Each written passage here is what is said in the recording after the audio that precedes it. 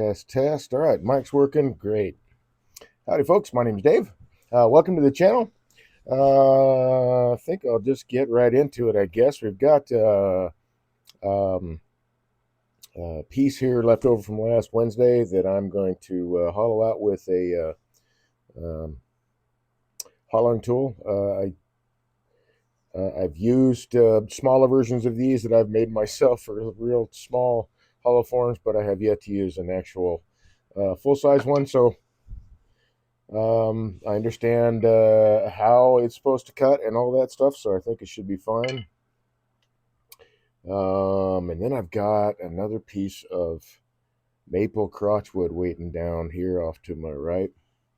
We're going to turn that too. So let's get this guy pointed down here. You know, it does kind of look like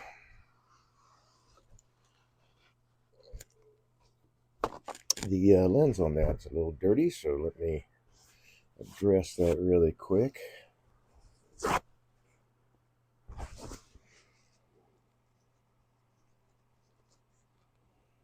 There we go. That looks a little bit better.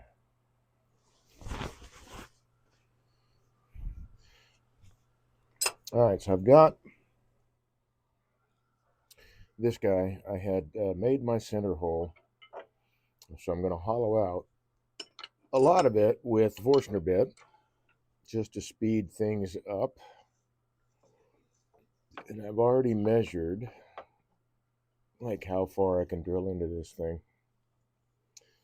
I'll have to move this some, I believe. Let's see, glasses down.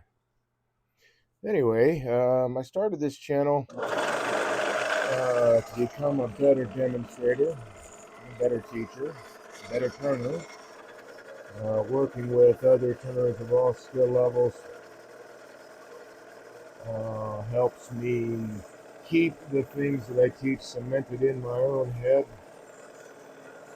Let's see, I think that'll be all right.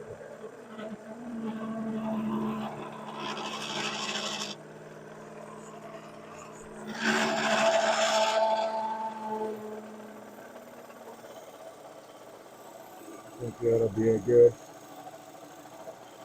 safe thickness to go with on the rim there. So I know I can go about 3 inches deep. And I'm sure I was off about 1/8 of an inch because the point on the Forstner bit wasn't seated all the way.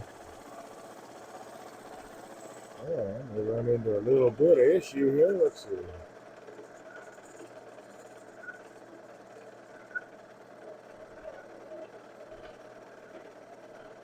Oh, I think I can get all the way down in there.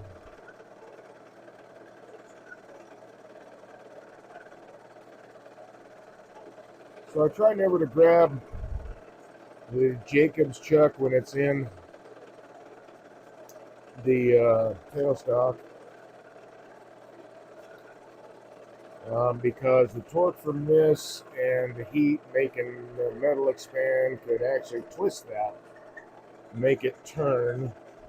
And with all those little sharp teeth there, I can tear you up in a hurry.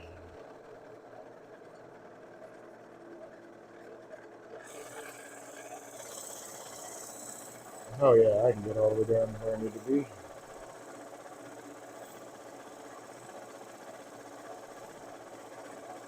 Right about that. I started turning this therapy for PTSD, and after a while, found out I kind of had a knack for it once I got good instruction. I worked with Lyle Jameson for a number of years. He was my mentor, my first mentor. But I'm a firm believer that there is always more to learn, and I'm always willing to learn from other turners. I still take classes myself. My way, woo, that's warm. My way is not the only way. And some of the things that I work with may not work in your situation, depending on the lathe or whatever you got going on.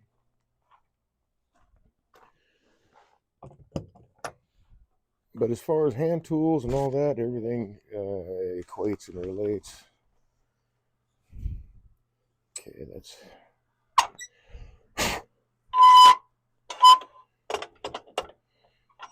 And definitely,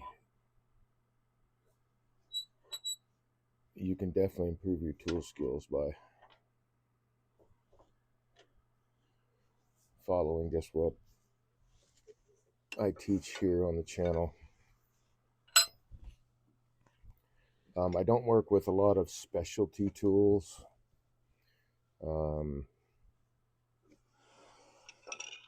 Mostly traditional, I guess you could call traditional tools, right? Spindle gouge, bowl gouge, skew. I don't like having any texturing tools beyond a Dremel. Is this not plugged in? I know I'm having trouble with this dude. So maybe no light from that guy today. Which reminds me, I need to grab a flashlight. I'll be right back. Should be right inside the door. I believe it's in this jacket pocket. I can feel the weight. There it is.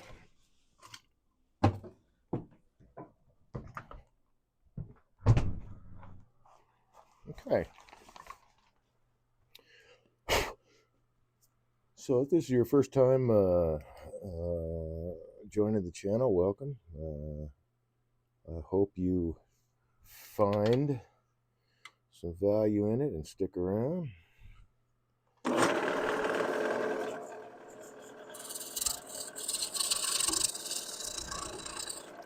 I need to raise my tool rest a bit. I don't want to cut above center. I don't want to cut below center.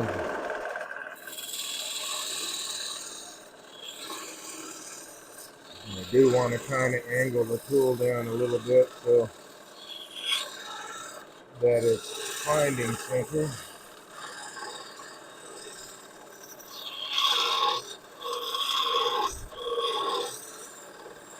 I was going to break out, or I thought about it anyway, breaking out my Jameson hollowing system, but I can use some practice with these guys too. I don't normally use a hollowing tool like this.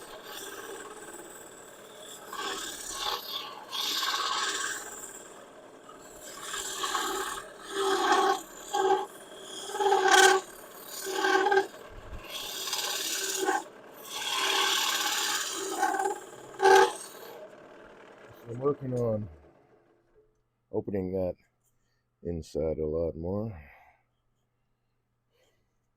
You know, I think I will turn on the compressor a little bit just to have some air too.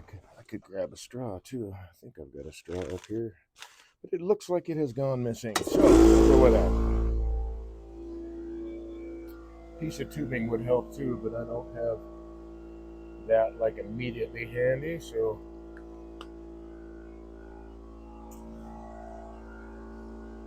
I'll just do it this way.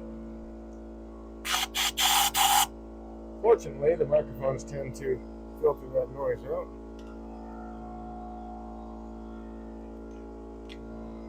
Unless my light back here worked, but it may have finally given up the ghost. Little expensive Chinese magnetic light.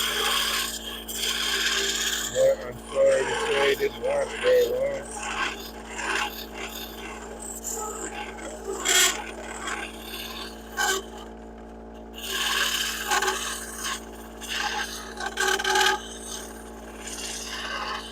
So I've got to open up the side little bit so I can get to this shoulder from the inside.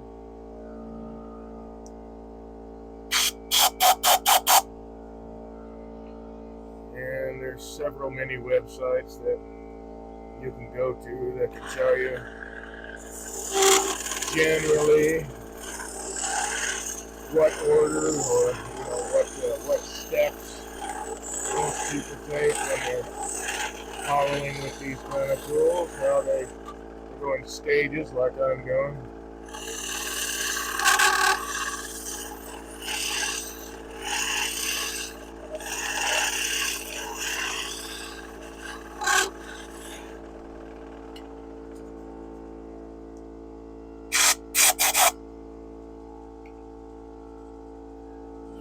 Good. I think I might be really close to my wall thickness here. So we will, let's see, I'm going to work a little bit deeper.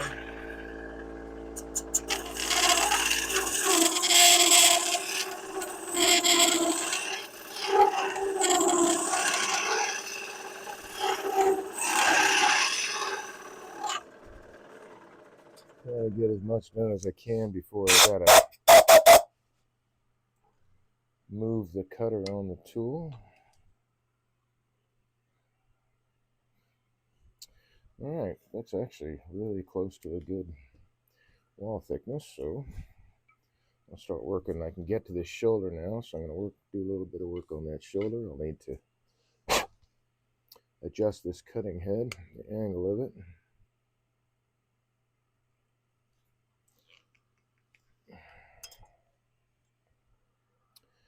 The cutting action on this guy happens on the rounded part.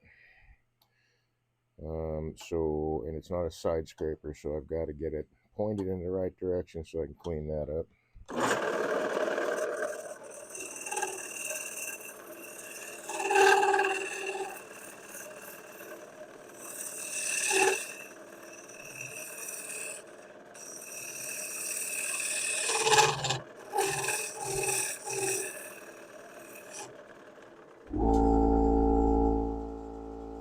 Alright, that's a really good wall thickness right there.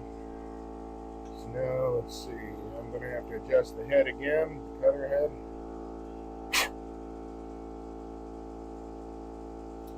Actually, what I think I'll do first though is round this little corner off here.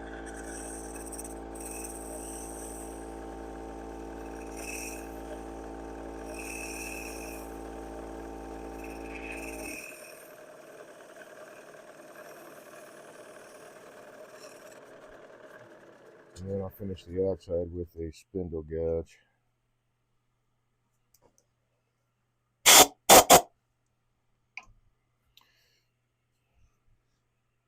Alright, so a little bit of adjustment here.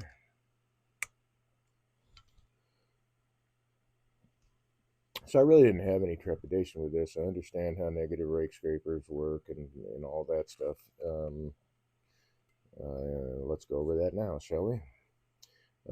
This is technically a negative rake. Well, it's not technically a negative rake scraper because there isn't a bevel on the top, but I'm slightly above center and then cutting at center, so my handle has to be up a little bit. So this little cutaway here on the back lets the shavings get by, but having it tilted down a little bit, I'm making this angle less than 90 degrees, so that turns this into a negative rake scraper.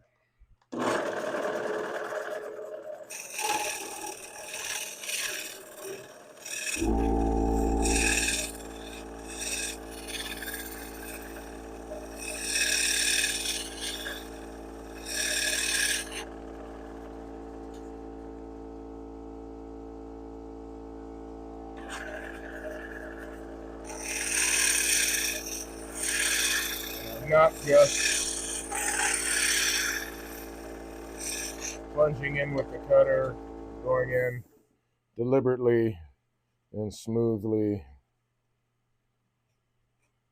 Not trying to jam it in there.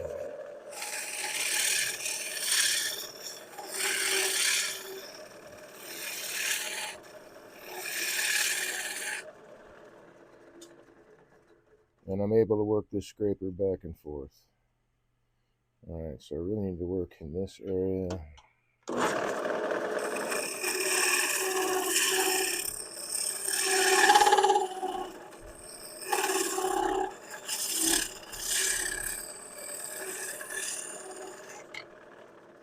I am getting shavings out of there, but I'm also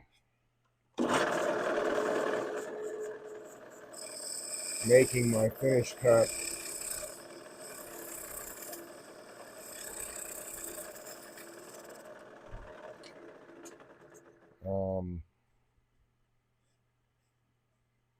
with the support of the grain. I'm going down this way. Now when I do my finish cuts on the bottom, I'll have to go this way so that I have my support here. These fibers are supporting the cut. Adjust the tool again.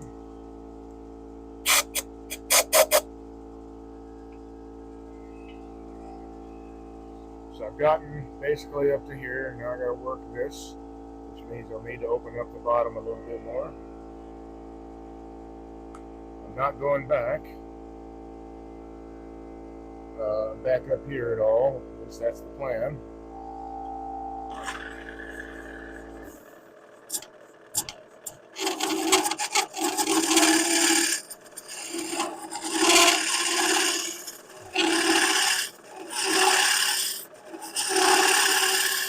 And the farther you off the tool rest, the harder it is to keep the tool stable.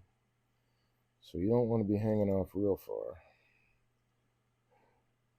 Yeah, it's deep enough, I think. I'll have to open it up a little bit more.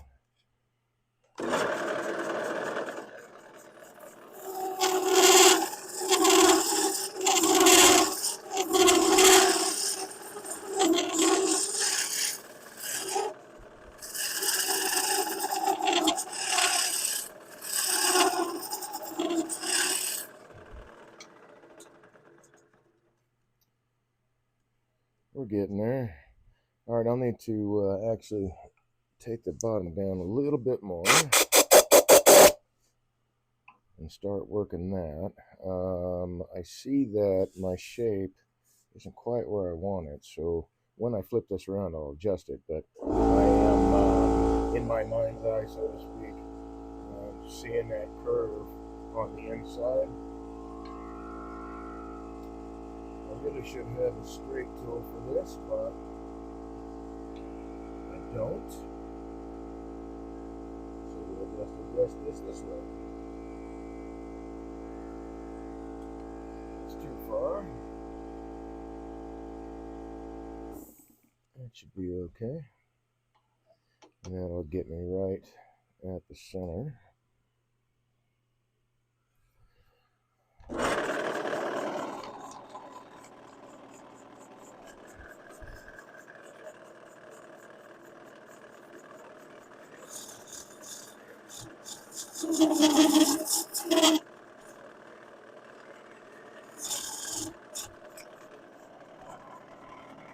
Which can be kind of difficult to see when you gotta hold your tool with both hands.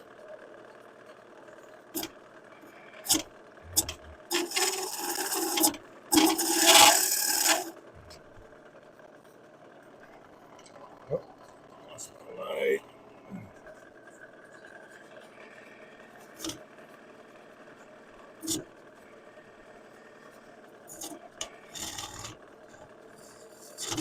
It would definitely be better to have a straight tool here.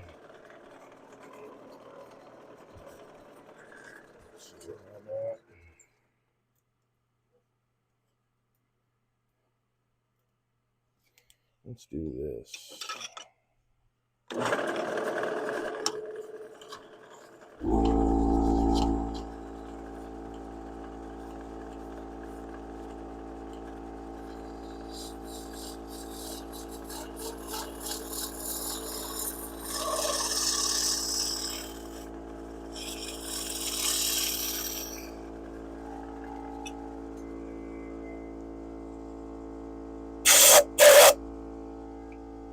Use my spindle guys to get that center.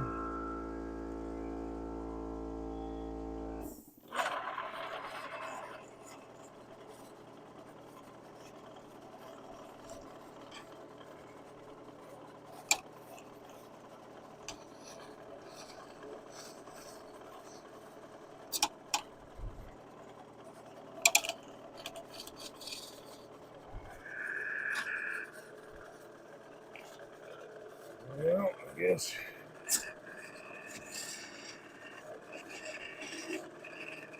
Go with my bull gas for this part.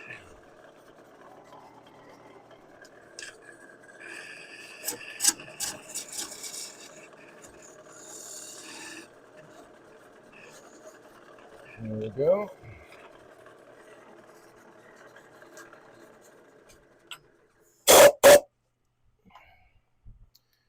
Then I can work from there out.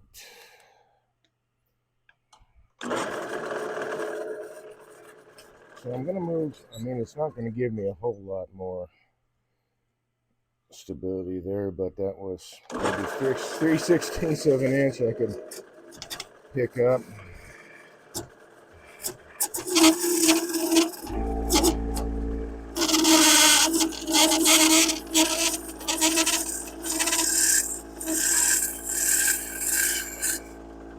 So now I need to adjust the tool again.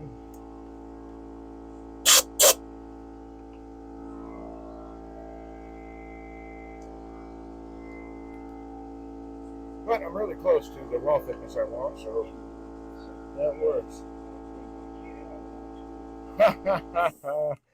I think you do too.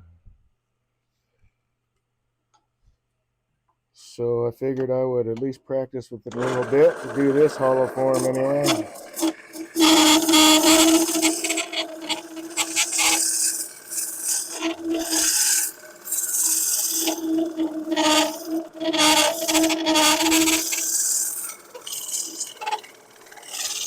Oop. Yeah. Good thing this is a practice piece. Went right through it.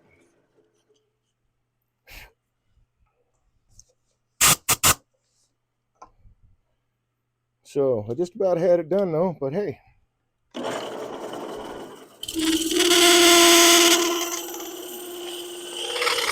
that I can see what I'm doing, that part should be fairly easy.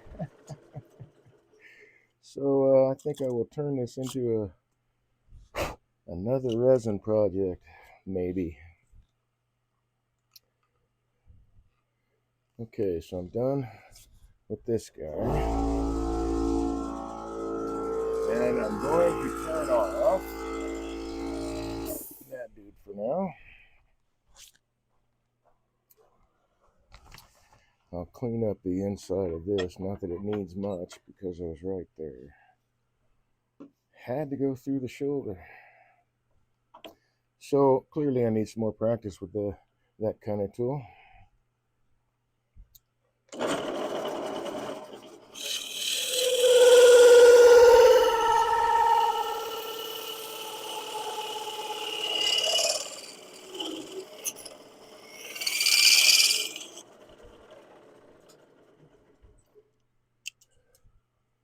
And go a little bit deeper.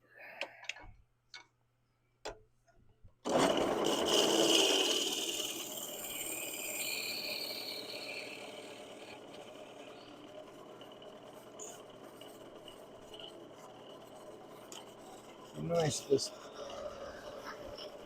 light over here worked.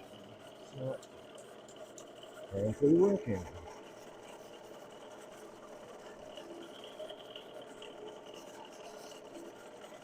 I wondered when it might give up the ghost. It was a aha. Might get it. There, alright, so I had to fiddle with the switch a lot.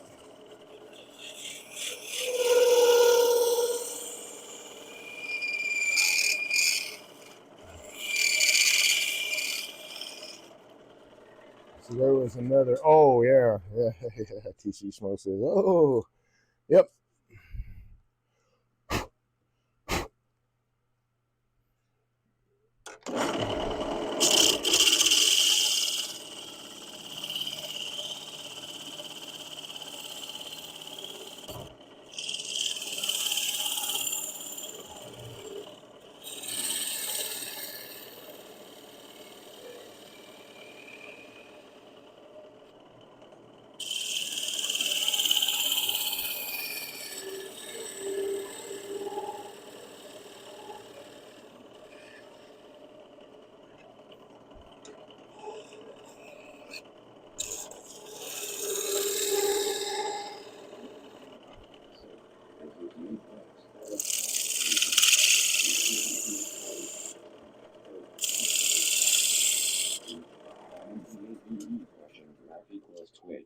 Okay, so that's a clean edge again.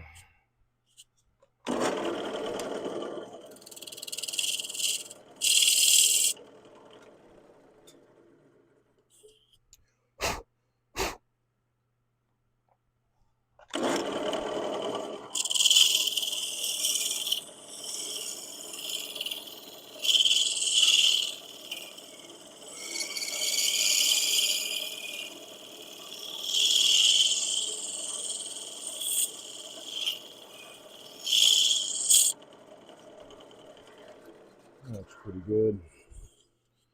So I'll have to use a jam chuck to turn off the bottom there.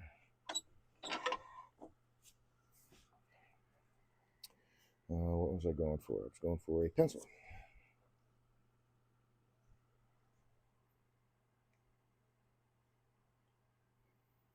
Okay, so my bottom is right there. So take that guy out. See, I couldn't. I really didn't feel safe back cutting, back hollowing, top cutting, whatever nomenclature you want to use on this piece because of this split in the side that was parallel to the ways of the lathe. I knew that would give me some fits. I didn't want to catch the tool in that crack and just explode it apart. Instead, I chose to go through the shoulder.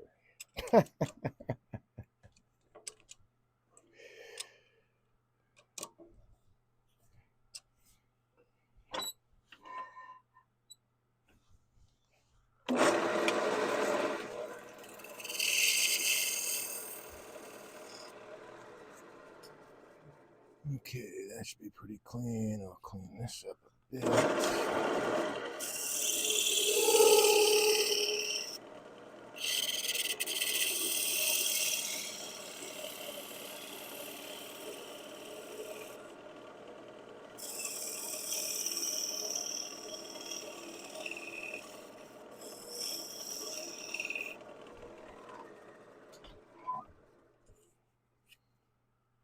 And that will be at some point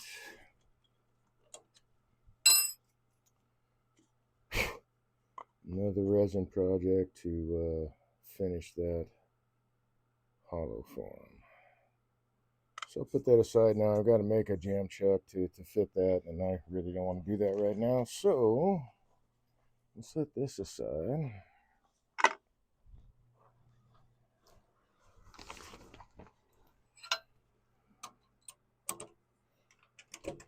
And go for this other piece of maple crotch wood, which could be some issue here. Let's get this off here, and then we'll do some assessment.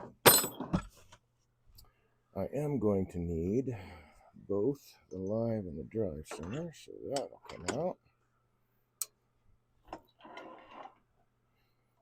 Let's turn that to the side. All right. So I've got this piece of maple crotch wood.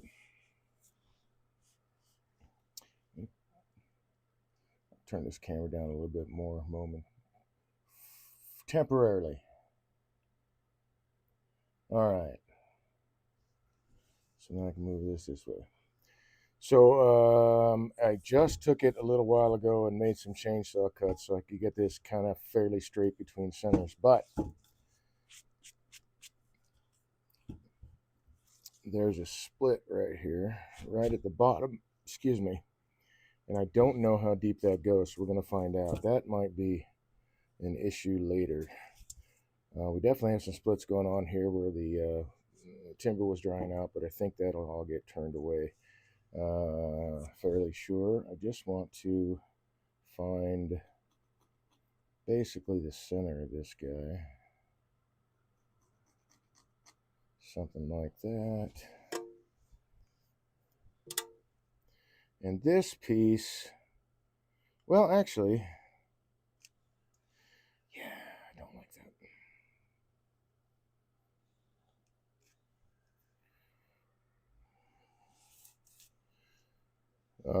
I may start off on its balance point, maybe. just to clean up or take some of the mass off.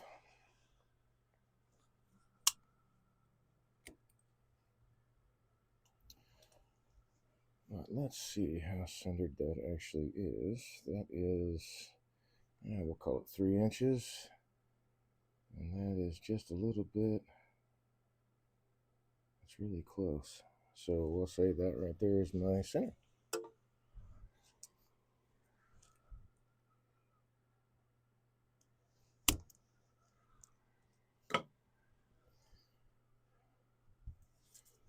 So I'm going to want to start here. Let's see what happens when we put it between centers and see if, because we don't know how off balance it's going to be.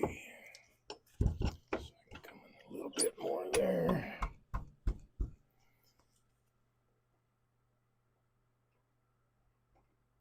Come on, there's my indentation. So let's take this guy here. Yep, it's going to be off balance. Okay, it'll be off balance for just a little bit.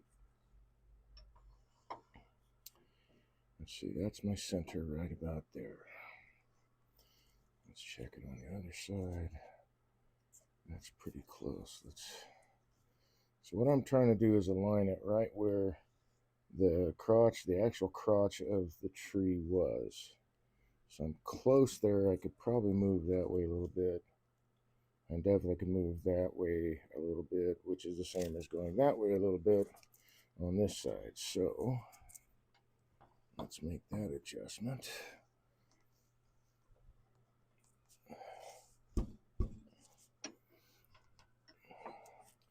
And this is a fairly green piece of wood. I think I could also move. That's why I like going between centers so much, because I can move this thing around even before I start. So I can go that direction a bit. Now, let's see, that's my center, so we're right about there, and right about there. So it's just a little bit off, but I think it'll be lovely.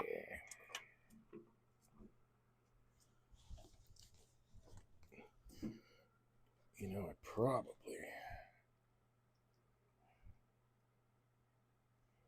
let's think about this. No, I'll get a better hold this way. I was thinking about flipping it around. But I think I'm getting a better hold in this direction. And get as secure as we can. I'm definitely going to take away a lot of mass pretty quick.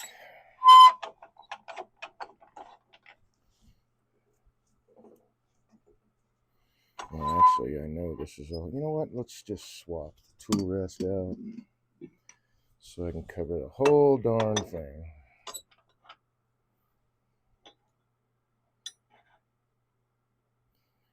I think that's about right in height. Let's see. Yeah, probably a little bit low, but that's all right.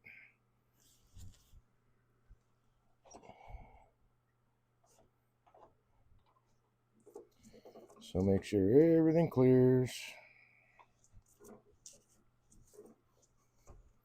Okay, so we're going to get a little jiggle action, stuff like that, till the piece, not that much though, apparently, so that's a good thing.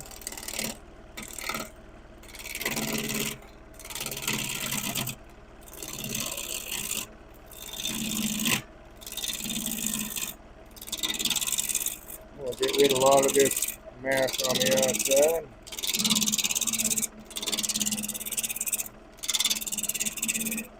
Slow and steady approach with the tool. Doesn't matter how much air I'm cutting because I'm only going as fast as the tool can cut. I'm also at the lowest speed on my lathe right now. But I could speed it up. I mean, I'm not getting that much vibration, fortunately. Oops.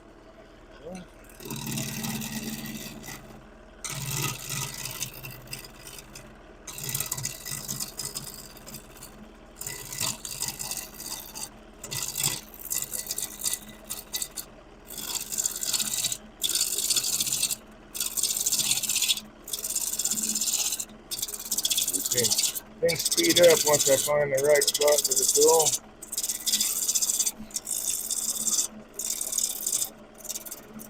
The tool rest is actually a little bit high.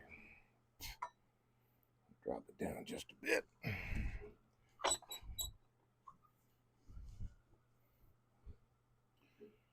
Already getting some really nice color. I don't know how much of it I'll be able to save, but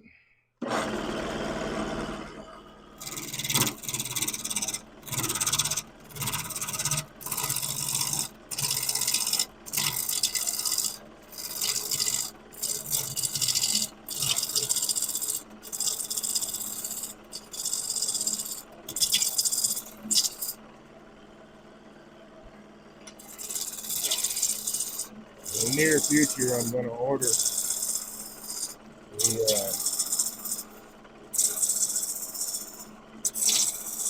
quick release tool gizmos from Jimmy Clue, because I think that well, I'd like to try them out. I was really impressed with getting a look at it when Pat Carroll was here in town doing demos and teaching classes for our club. Pat Carroll has that system we're using. This is a robust, not in the camera there. Oh, I can actually move the camera up now, can't I?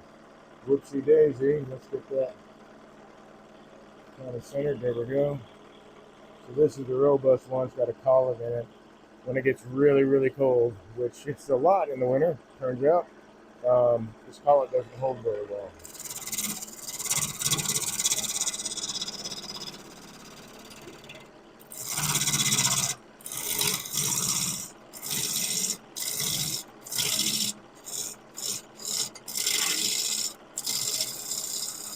I guess I can turn the speed of the lathe up. Doesn't really matter, I guess. Just get done faster.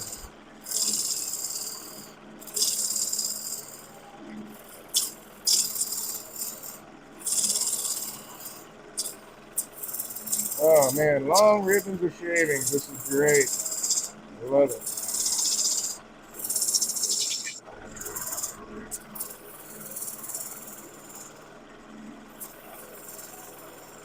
You see him coming right out of the flute there.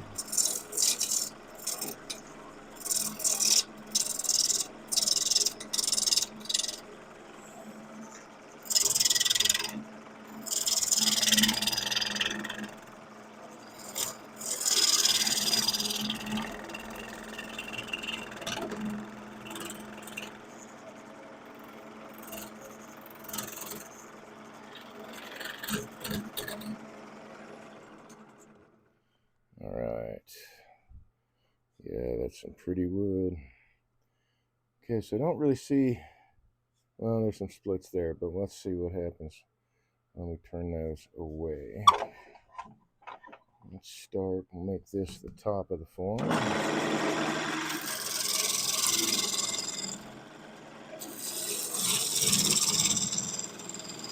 I think that the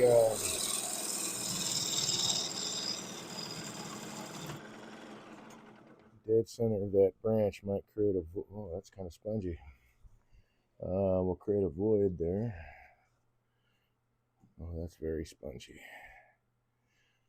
Okay, so that's going to tell me what? That's going to tell me that I either need to make this very top my rim for the piece, or I need to take the rim down quite a bit.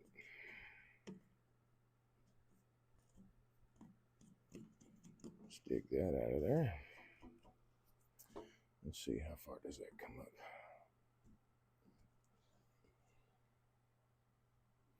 That's pretty solid there. That's not, though. No, that's not solid. That's fairly solid there. All right, so it looks like, yeah, but I got all these splits. Well,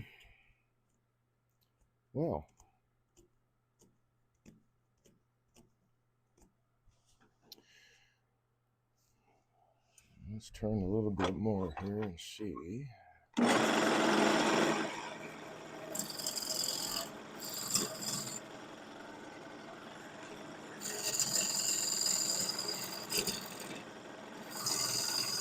Kind of unnerving feeling when this robust collet system just lets go.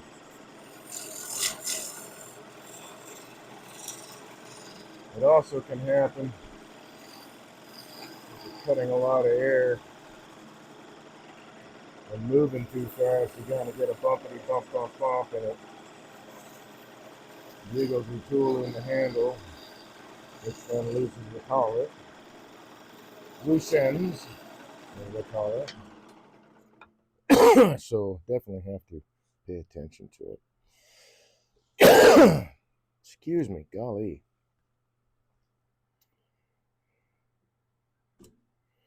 Well, a lot of that is kind of solid. So I think if I can get past, and maybe I can, if I can get past these splits, see there's a split there I wasn't aware of, but that's running perpendicular to the ways, so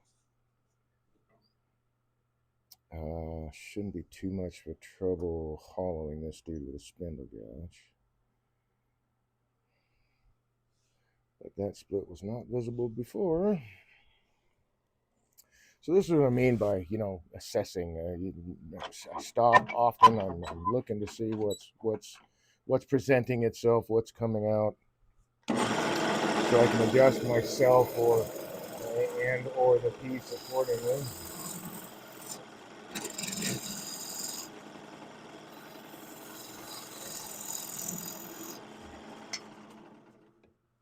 So that might be an all right rim. Let's see, where's this guy? That is my 5/8 bull gouge. So that'll work.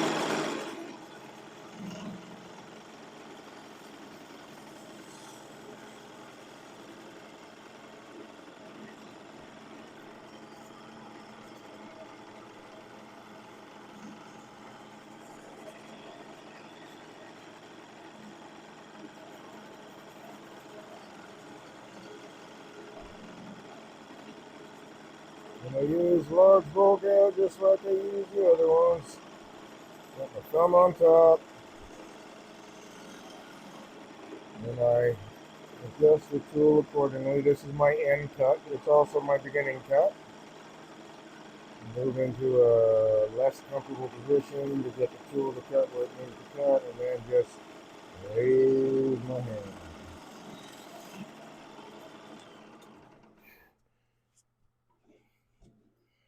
So hopefully that's not a huge issue there. Let's see. I'm not really seeing. If anything, there'll be a split right here, but I don't really see it. So hopefully that'll be okay. Let's go with working on the rest of this shape.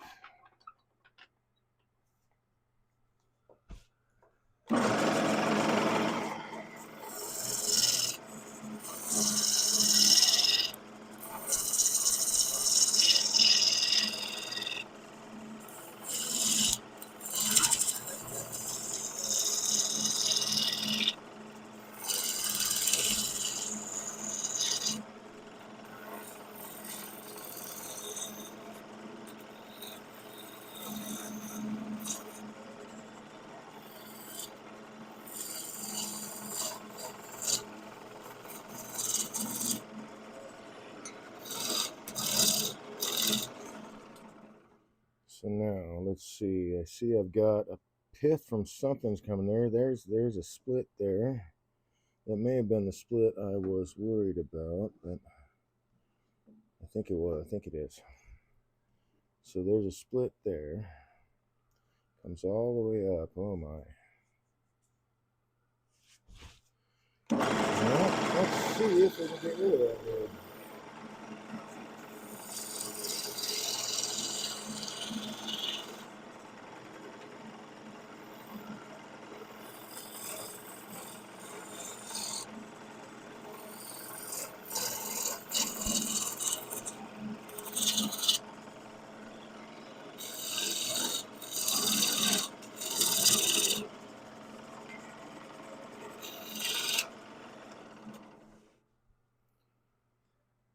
Well, can't say we're getting rid of it, which is a bummer.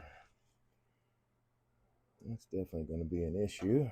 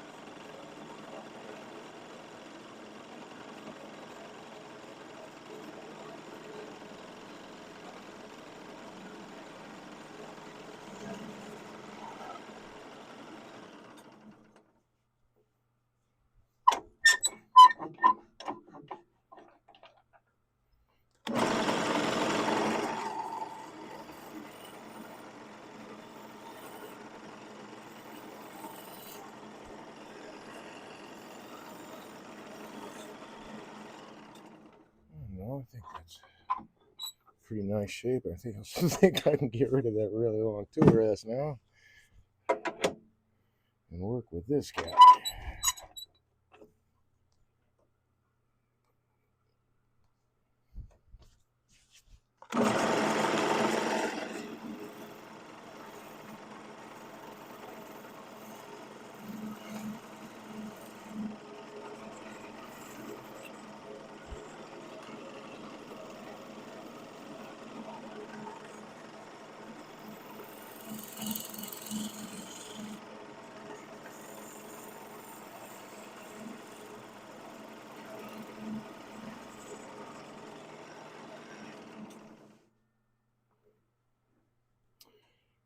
Okay, so there's that split.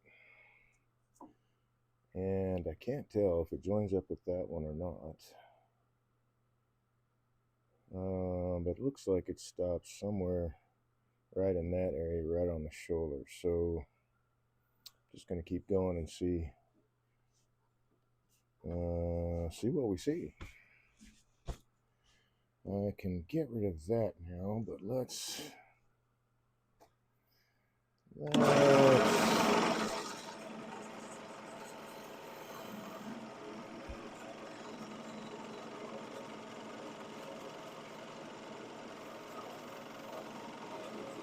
hold for the chuck first.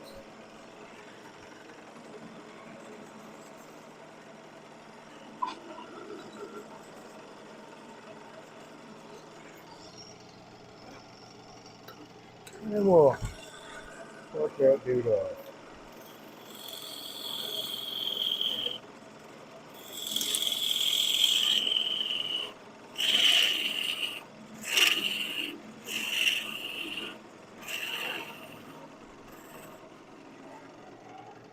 Well, I guess maybe I shouldn't use that term because I'm not actually parting it all the way off. But I am using the parting tool to get to this point. There we go.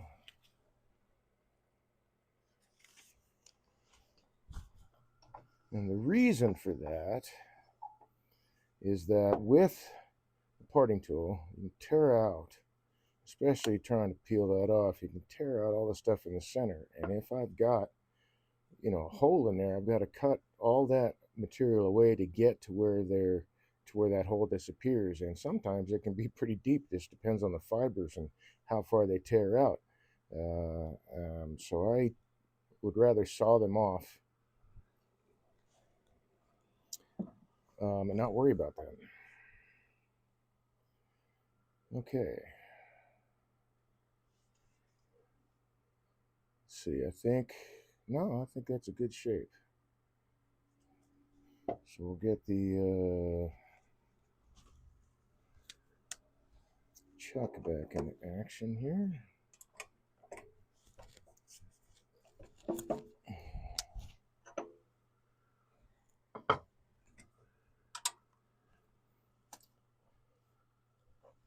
TC Schmo just got a 5-foot extension for his lathe, and my first question is, what are you going to do, turn columns? But he wants to turn, some longer things than he can turn with the bed that he's got now. But that's makes it a really long bed, man. That's you can do a lot with that. Your next purchase, sir, will probably most likely be a steady rest. Okay, so that bottoms out. That doesn't make me happy.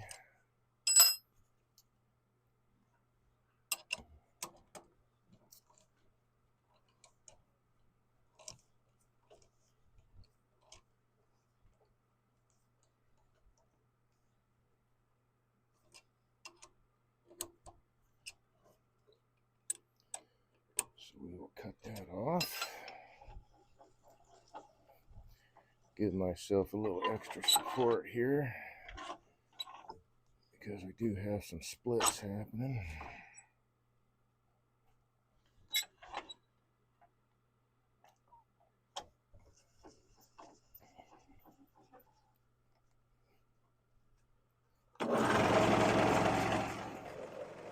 You're funny, haha, not running through.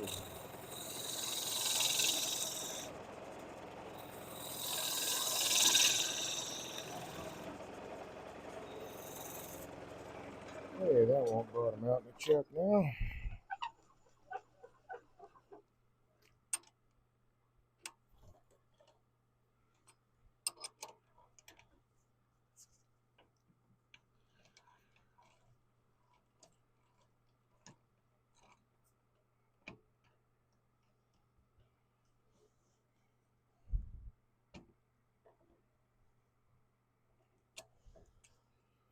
Well, I'm going to adjust. I made my dovetails just a bit steep. It's better that they match the jaws, so I have good contact all the way around.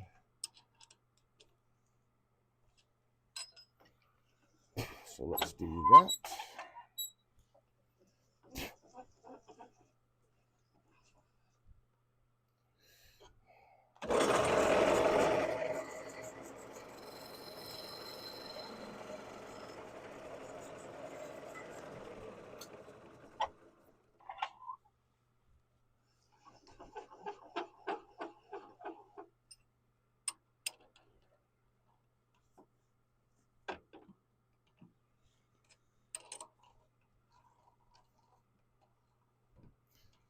Hey, that's more better.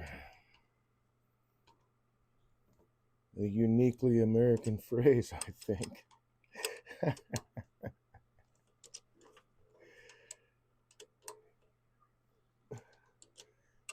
It's gooder now. Okay. So we'll get it nice and secure in the chuck. Still green wood, no guarantees, but we'll do everything we can to ensure our success.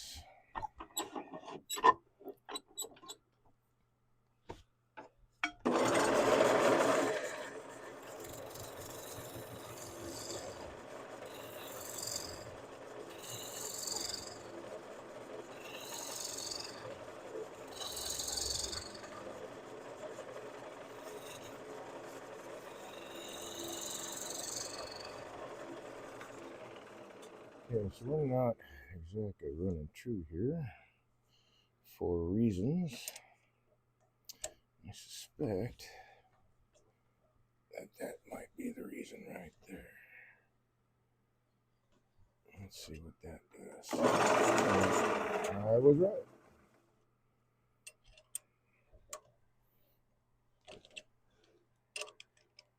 Come on now.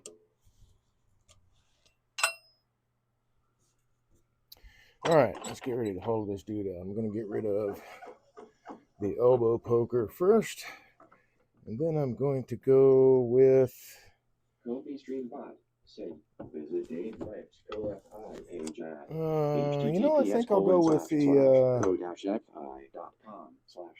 5/8 spindle gouge just for fun. It's a little bit, I don't know, it's kind of on a sort of almost a midway point between me using a 1/2 inch gouge and this one, so I'll just go with this one. There we go. All right, let's make sure that we are a little high, so I need to drop my toe rest just a bit. I really need to move my tailstock back quite a ways because this handle is kind of long. All right, that gets me there.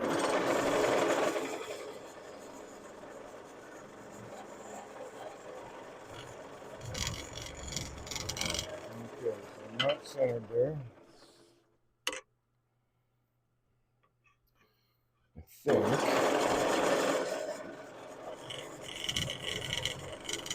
actually, I know I may have lowered it too much. Let's try that.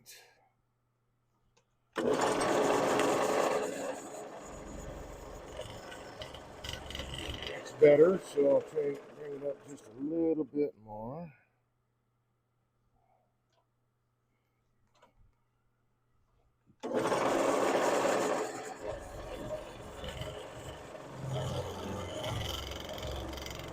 Okay, still just a wee bit low. Let's go that far. Need to be cutting. Oh, okay. Still too low. Let's go that far. When I'm hollowing this dude out, I need to be on center.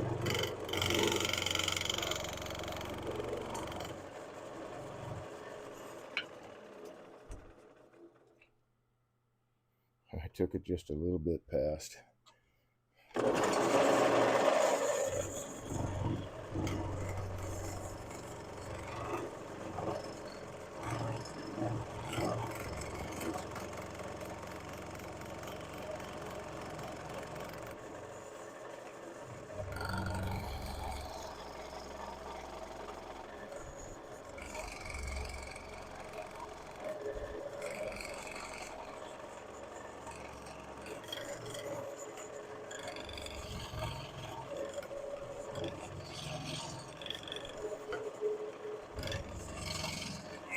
See where that is.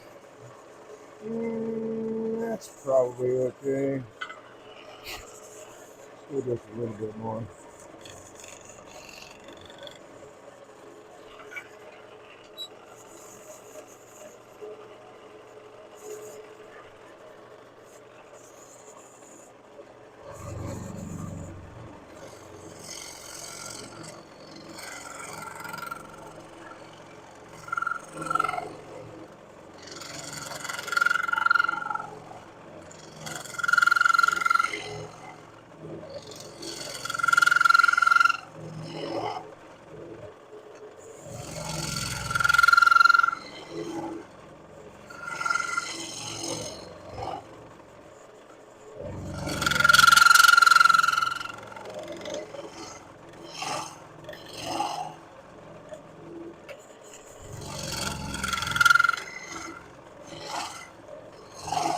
A lot more comfortable hollowing this way.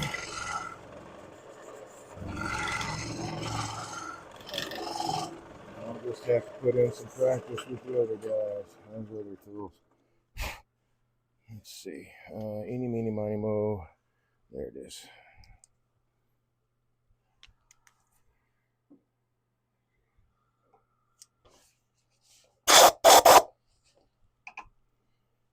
And my edge is still good.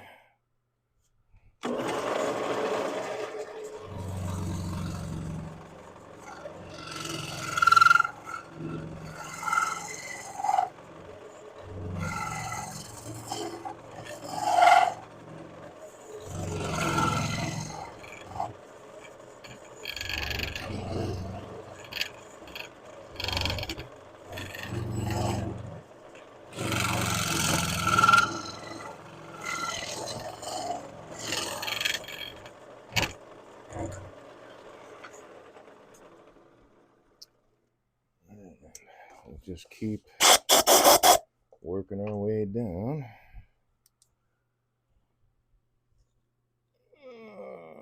Okay.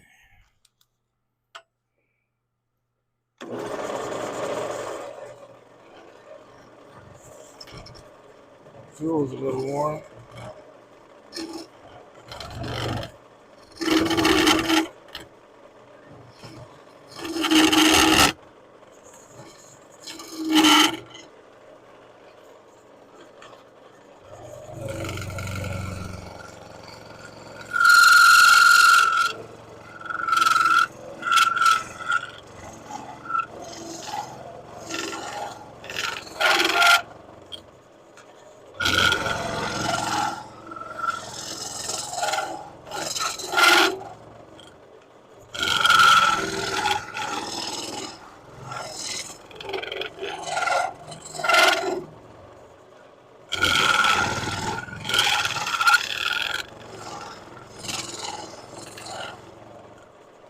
So some of it's coming out of that void, it seems like. So let's see. Yep, I've got that hole open now.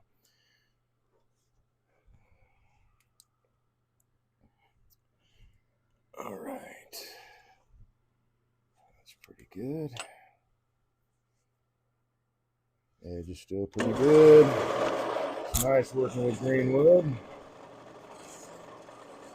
Clean that hole up a little bit.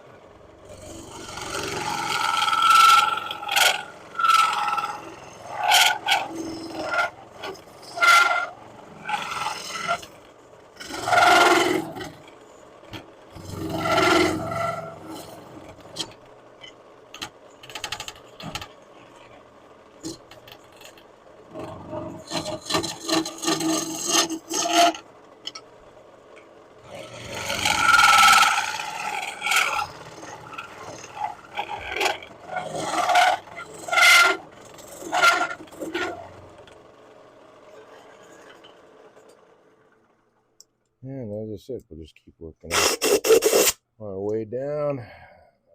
Basically, I want to work this more. I mean, I'm getting the wall thickness fairly even throughout, but now that I'm got an even wall thickness, I'm thinning it down from here down this way, because this will have support until it doesn't, till that wall thickness is a little thin. Then I'll be working down in here. So we'll just keep working our way down.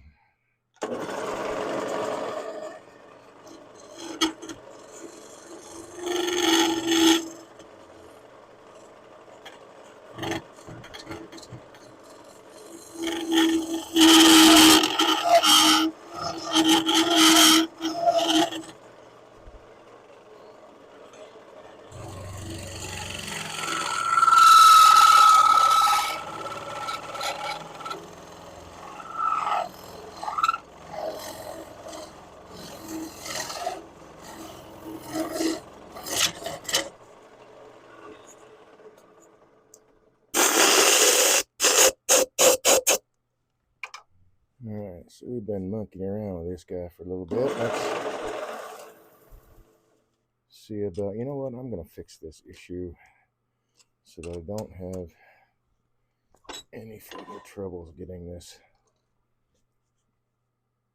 seated the right way. There's just a little bit of a lip part right there that I need to get rid of so that this sits properly in the jaws.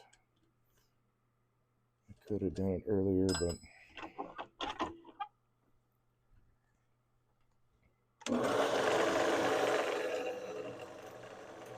forgot that tool was hot. Still hot.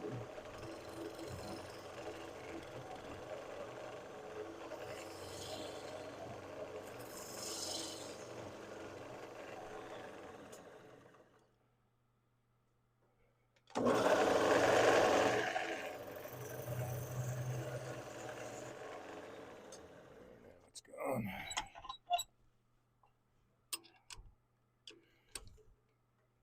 So the chuck is going to loosen up a little bit here and there, and I want to keep checking it. For one, it's green wood, so we're compressing the wood to begin with, and that has to be checked every now and then because it's going to start to loosen up in the chuck a little bit. So when I'm stopping to assess what's happening with the ooh, nice curl with the wood, I'm also going to be checking the security of the piece in the chuck.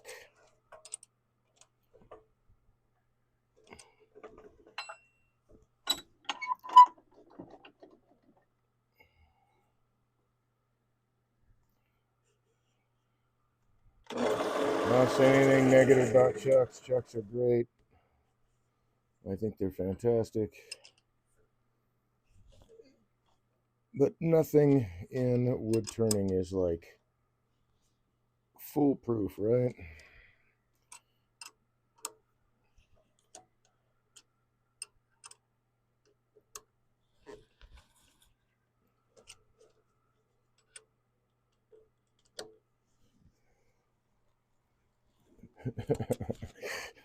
In fact, you go onto YouTube and random whatever wood turners from wherever, I don't know, man, do some foolish things. Not everybody. Be careful who you watch on YouTube is all I gotta say. Or all I'm trying to say. Okay, so we're not running through anymore. I'm gonna straighten up this hole because I'm using it as a fulcrum, so it needs to be running through.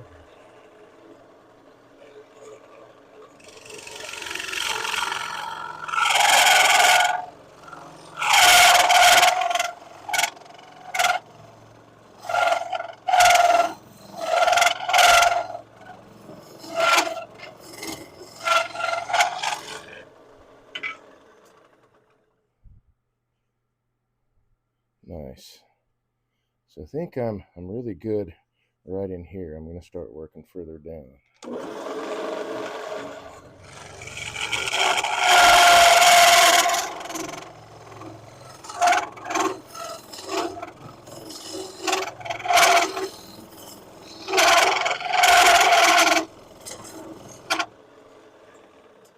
See what that gives us. Still need some more.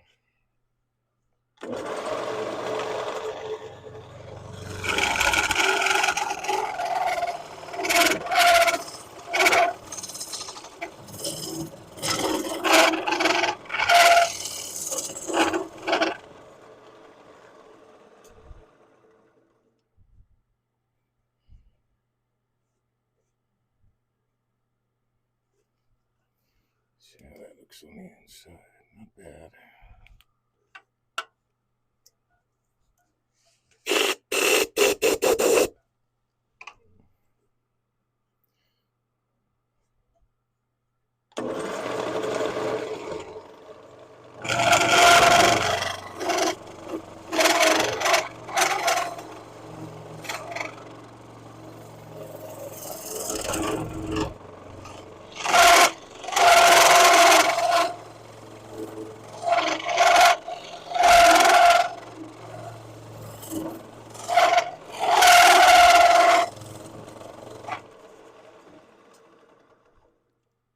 There we go.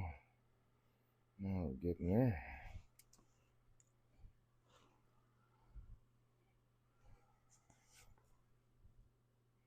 Yeah.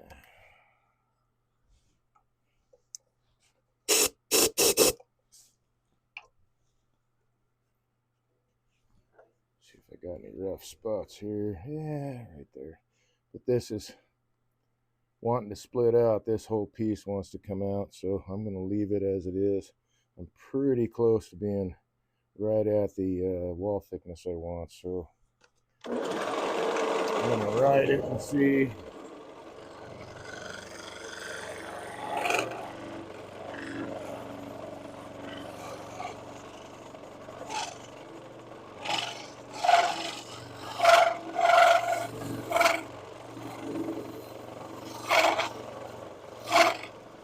See where it takes us.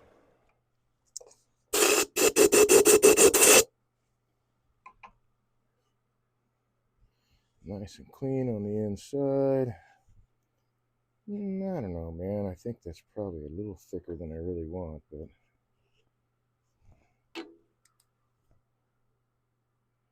yeah, I think it is.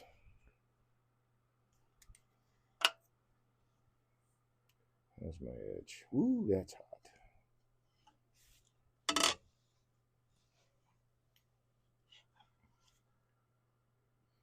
So I'm going to put a new edge on this tool right after I cool it down in a water bath.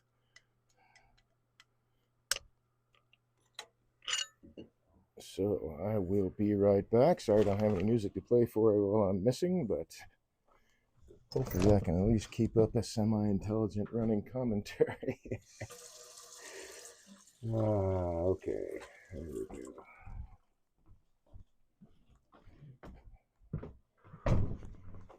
So now that's cooled off.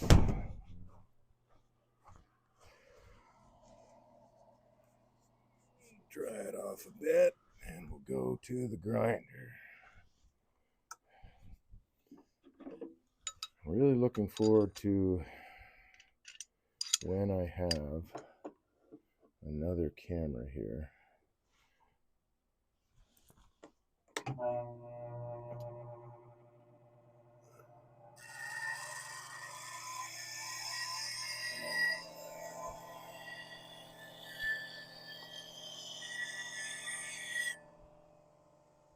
This side should be all right. Let's make sure that the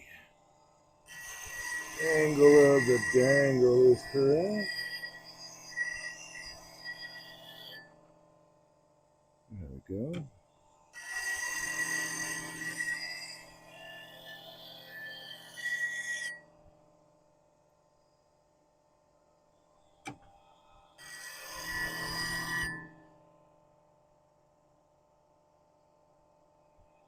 Not quite right. That's better.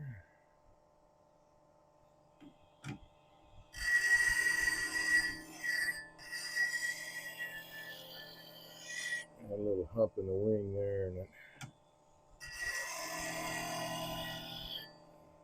would make it a little more difficult to do this.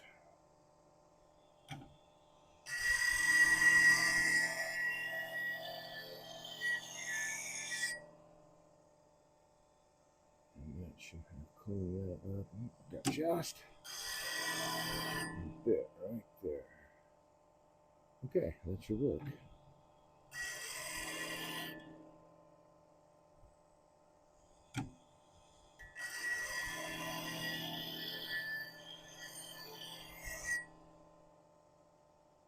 And my wing geometry looks good.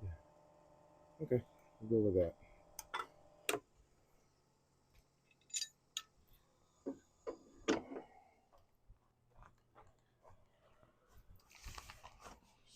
So what I'm going for here is a straight 50-degree grind on my spindle gouge. But the wing geometry, this has to be flat, that has to be flat. And then, of course, the point has to meet in the bottom of the flute as it does. You can see the light shine. The bottom of that flute goes right up into the point. Howdy y'all. Hey, that's how you doing? So that goes right up the center of the flute, right up to the point there. So, and I can see that that is centered. I don't want the center tool off one side or the other. It's got to be right in the middle.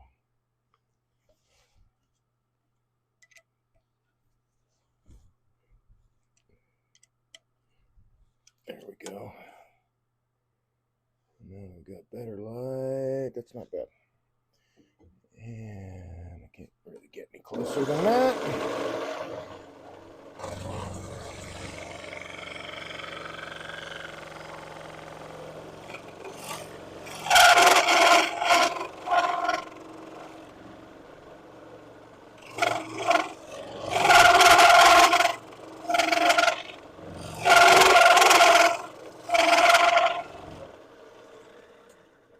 So let's take a look at that now.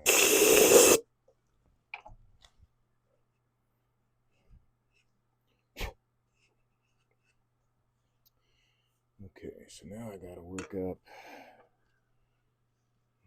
here. So I need to open up this hole a little bit more so I can get.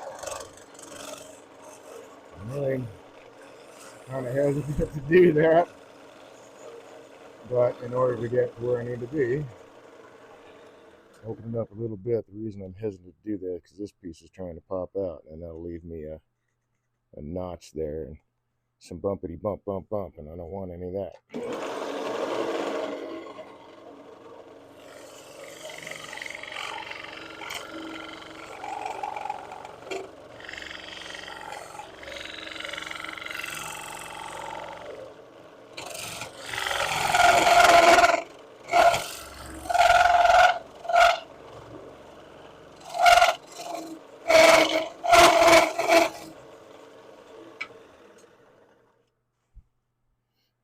We're talking.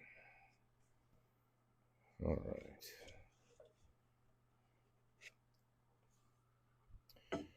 And that is a really nice wall thickness, so I'm going to stick with that.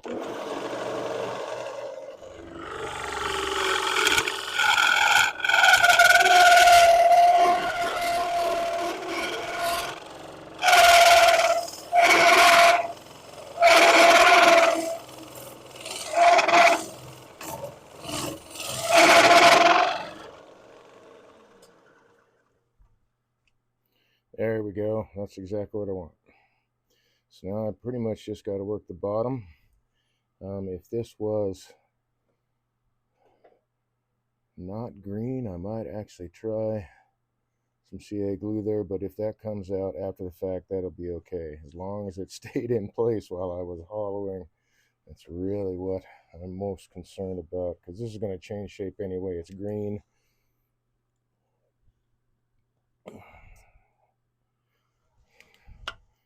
And my bottom is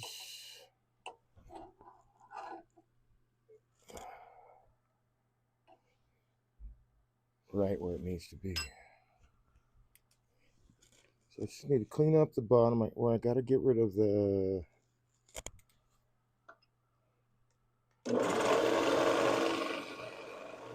little tenon in the bottom.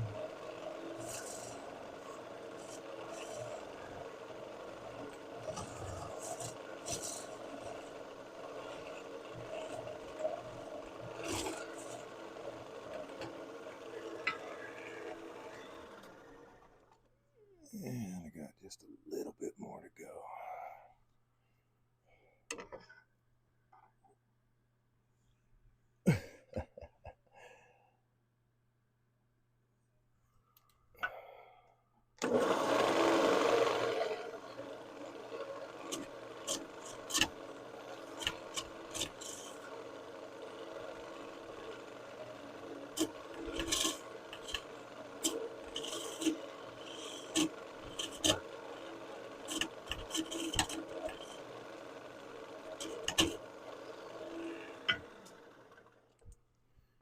Now I can use my, I think I can use my scraper in there. Let's see. It's not a scraper in the other. Nope, it's over on the other side. So I'll grab my round nose negative rake scraper here. It's got good edge on it, good burr.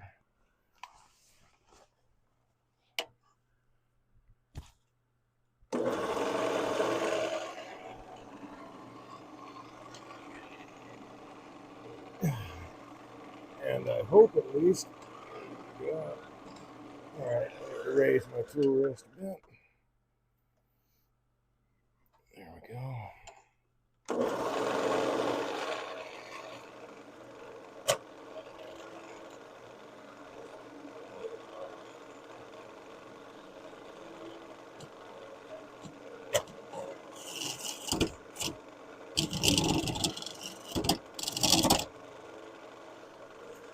We don't want any of that action.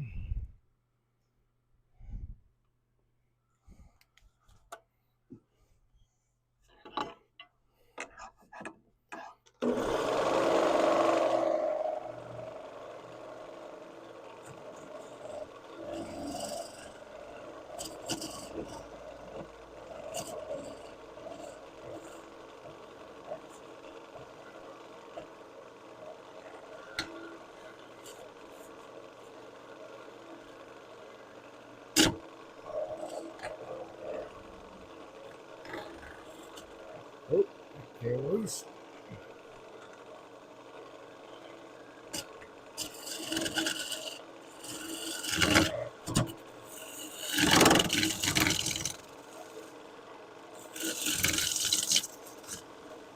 Clean all that up. There goes my light. You see that guy starting to come out. Let's leave that in there.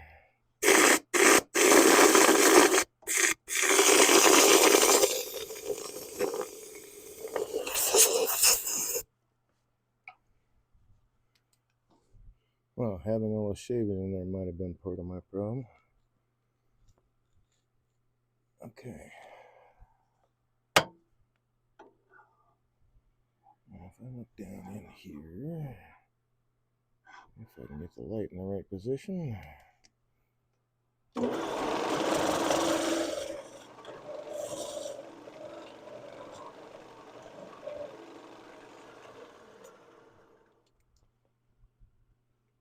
There we go. All right, let's raise this up just a bit more. Not rubbing though.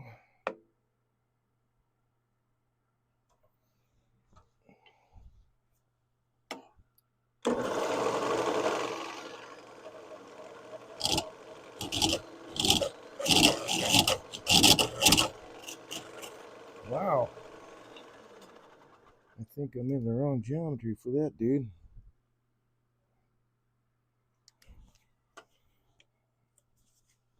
So we'll go with this. Except we will drop the tool rest and then I will go pick up my tool again from the other side.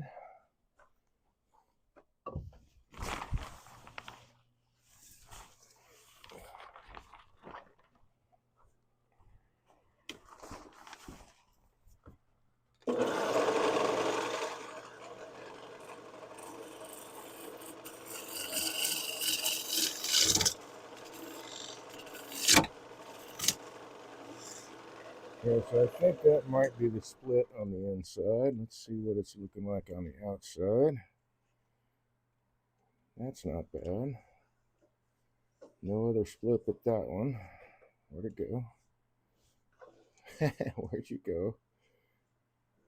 There, right there. And then that split, which wasn't affected by the hollowing, so that's good. And I'm going to say that is good the way it is.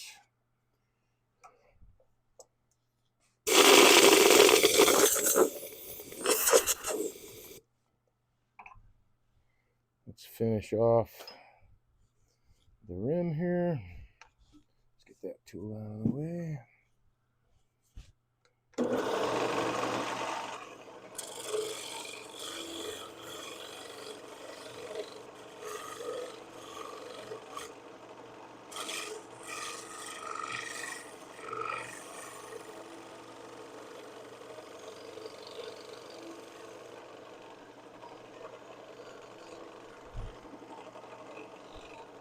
I think this would be a better tool for that particular spot.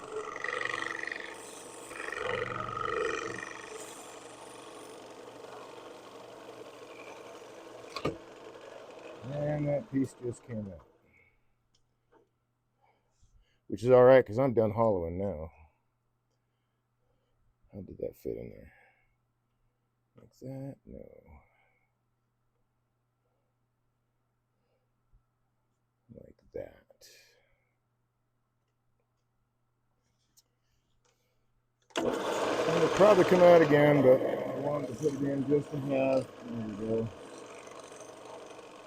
a continuous surface just to finish that cleanup right there. There, it popped out again. That's all right though, because I'm done. And there we have that. So now I just got to work the bottom.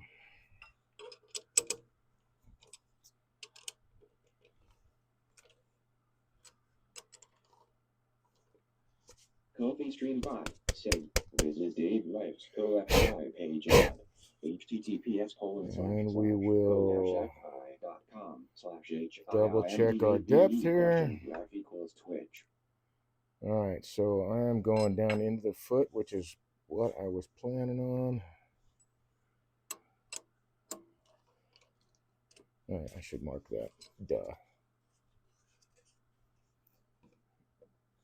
So let's do this where I have another hand, and we'll call the chuck another hand.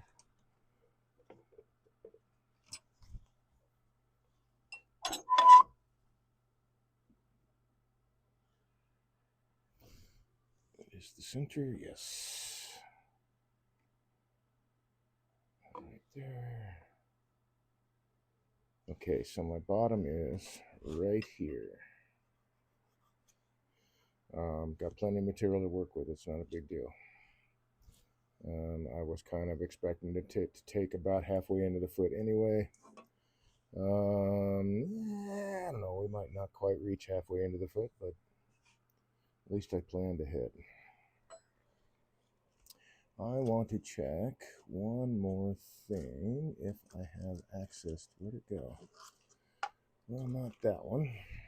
So I'm looking for a set of calipers here really quick. Yeah, there they are. You know, that would make more sense if I was using this instead.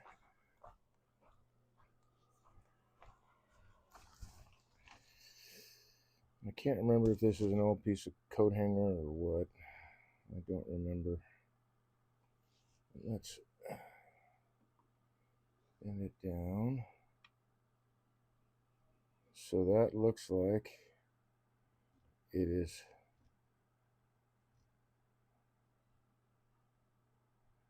very even wall thickness.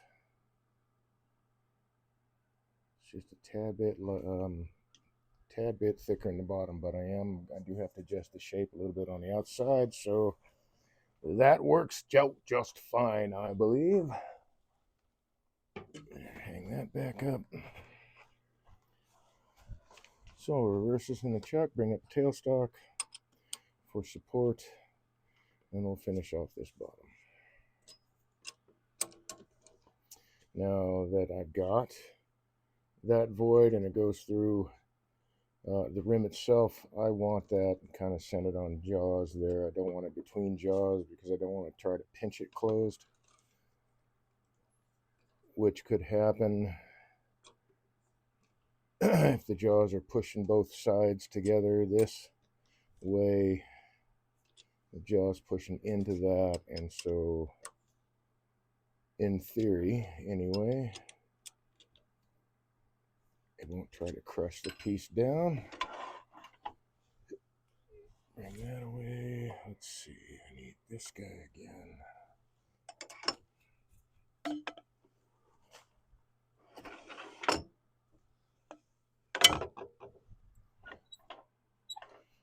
Move that guy aside. So I think from this camera you can see that split that's right in the bottom. That'll be interesting to see what happens with that as this piece dries. But I don't, since it doesn't carry up the sides. This split is something different than this split. So since it doesn't carry up the sides, I think the piece will be okay. Are you mine? Oh, you are not. Let's grab the 1/4 inch skew here.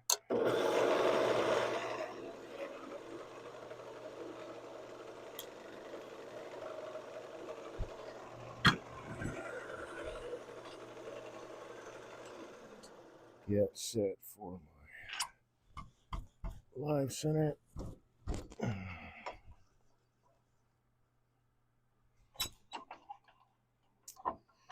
Okay, first things first, I got to make a little bit of adjustment here. Remember, my bottom, inside of the bottom is on this line, so I just need to take this off just a little bit and then carry that curve around, and somewhere right about, yeah, it is going to be about halfway. That's the thickness of the whole piece. So somewhere in there, the bottom will be.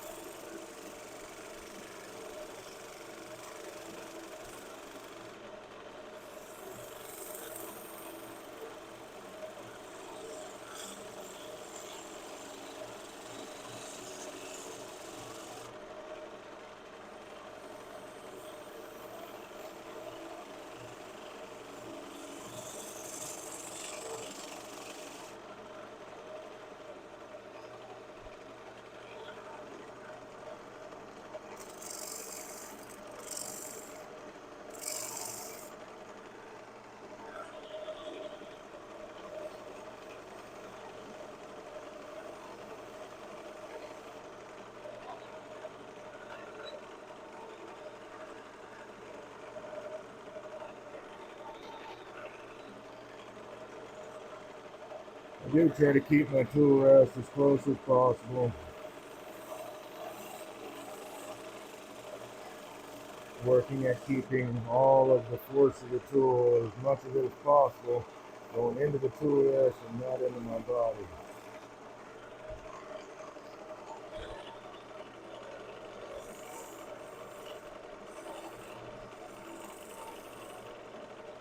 There we go. Just a little bit, and scrape in there. Knowing where there's support for the cut. And the handle's getting in the way. And since this is a scrape, this is a very safe cut to make. Can't get a catch with a scrape. I've tried many, many times just to prove a point. So I can do this without a handle, even if that upper wing hit. Like, I'm not holding the tool at all. If I'm scraping like this and that upper wing hits, that's what's going to happen. Not much. Same with a shear scrape. The upper wing hits. It's generally going to push your tool away.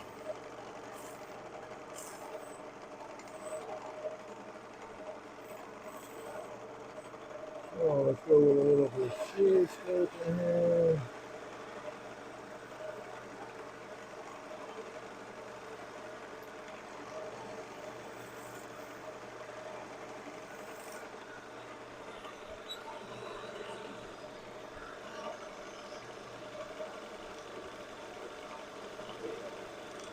So I'm going to touch the top wing, and it just pushed me away. That was the catch because I jammed the tool into the workpiece. And riding it like this in a shear scrape and hitting that, nothing's going to happen. Cannot get a catch.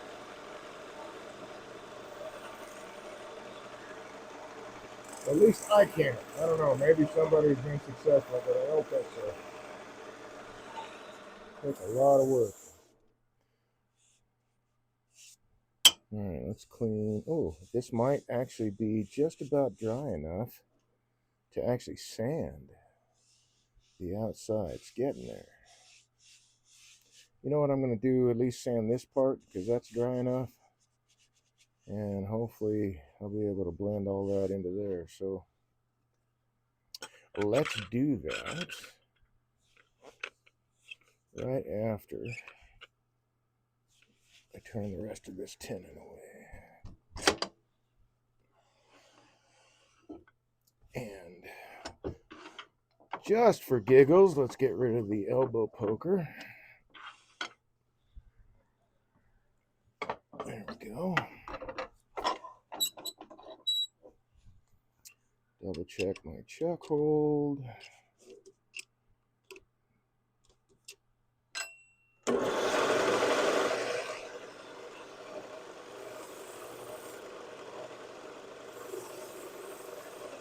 I'm taking light cuts. This is a thin-walled vessel.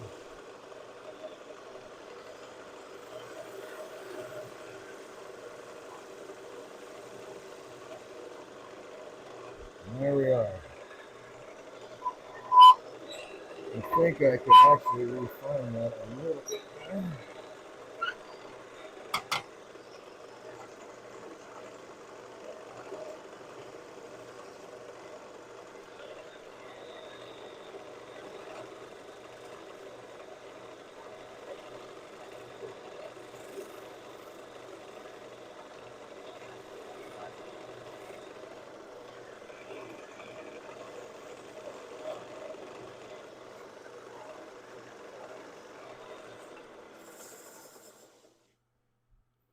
Lovely. So now you can really see that split and where some of that rotten wood from that center of the branch that came through. So that will well, I don't know what's going to happen to that, and I don't care. As long I'd really like this to all stay in one piece, but that split goes, I don't know, just about 2 inches across the bottom. And then this split goes that way. And this is pretty tight. We'll see what happens when it dries, but that's really, really tight. This, not so much. But because it's an even wall thickness, it should, in theory, dry relatively evenly. And we shouldn't have any issues with splits. With the piece coming apart, I mean. Alright, so I'll start with this guy.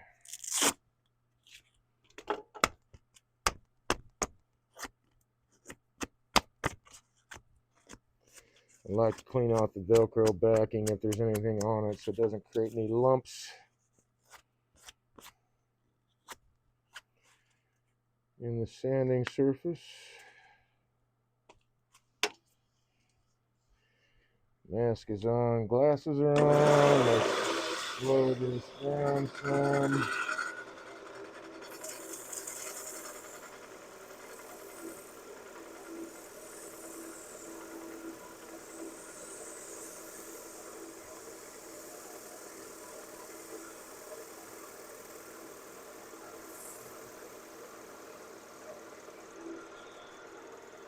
Starting to load up the sandpaper.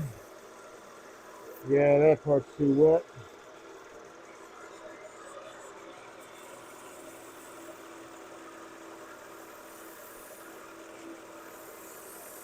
What the rest of this drying off?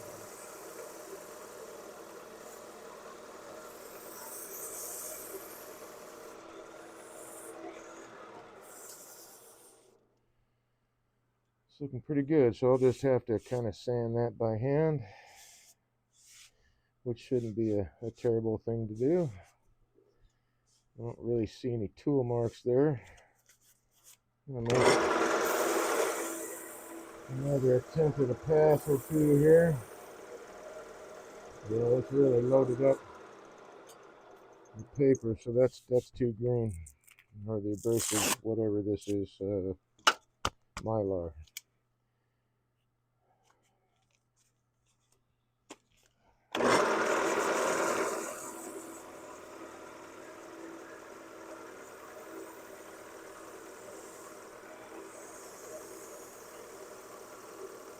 I really only need to let it dry long enough for the surface to be dry enough to sand. I don't have to let it dry all the way through. And I really don't want to right now because it's got a decent shape and it's going to change a little bit. Yeah, that's actually not bad the way it is. I'll do some minor sanding there, mostly around there. But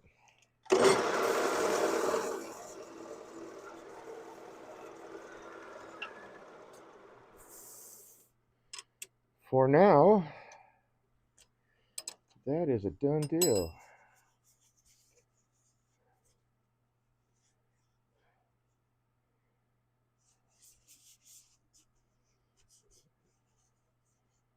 Okay, so we got a void that goes right through the... Said, looks pretty good, Al. Thank you. Thank you. I'm glad it survived. Like I said, I was working with the split there. There's that guy. Split that's right down in here. It's really hard to see, but there's a split right along this. Yeah, I guess you could almost call it a ring shank because it's following the line, a ring line, but it doesn't come all the way up to the rim. And I guess right now I could take this mask off.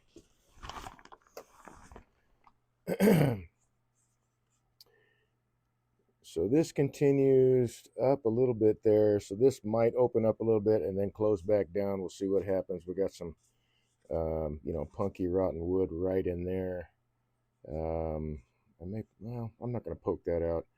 That should stop that split though, right there in that area. So just got to pay attention to that. And then this split, see what happens there. And then of course, see what happens when this dries and changes shape. But I think I'm going to turn on the compressor real quick and do a little bit of sanding on the shoulder there just to finish it off. Very nice. Put some oil on it. Very nice. Put some oil on it. Yeah, why not?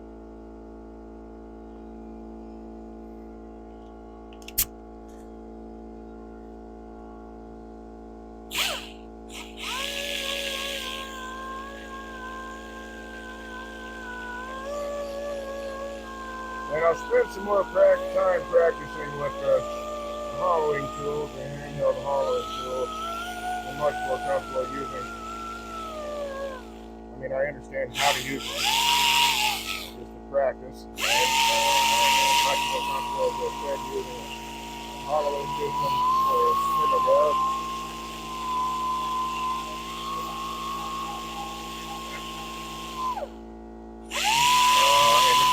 Mostly because I came up with this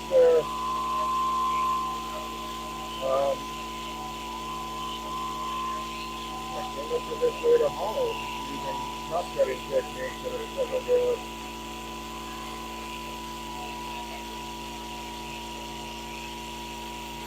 Let's see, I have said, this is my favorite way to hollow. Is using a spindle gouge. I just gotta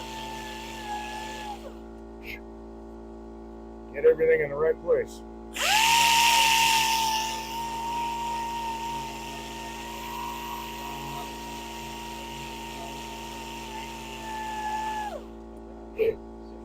There we go. To the dentist, yeah.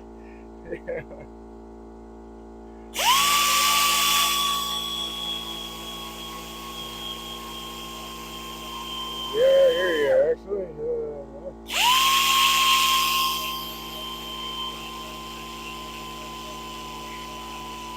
Okay, the rest of this I can do by hand when it's completely dry. I mean, I guess I could put some oil on it now, but I don't think it would go into where the water's leaching out there yet. It's got some nice curl on the one side, so that's kind of interesting. Yeah, nice piece. Turned out okay.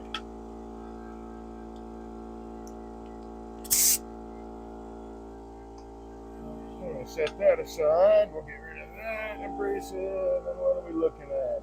9:45. All right. Moving right along. Let's see.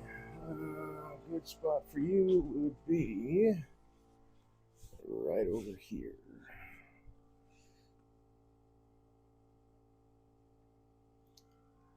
Okay, so it's time to choose another piece of timber.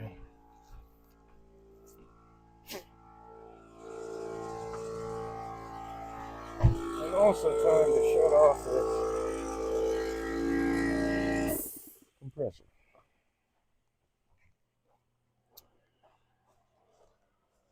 Well, let's see what we got available here. Whoops, something dropped. Yes, it did. My sanding backup pad. And then I just pulled something off the lathe, so that's fabulous. That's back. Let's see. How about this guy? Ooh, we got some splits in it, but just on that side. Let's see. That looks like that might be a split. Maybe. I can't tell. But that looks suspiciously like a ring check. Right there. But this is maple. I have not seen that in maple yet. That could have happened. Actually, the way it looks is a ring check, and then it breaks up here and goes to another ring, which is a check, and then breaks back down. I think that might have happened when the tree was felled because of the way that ring shake was formed. This tree bounced pretty hard.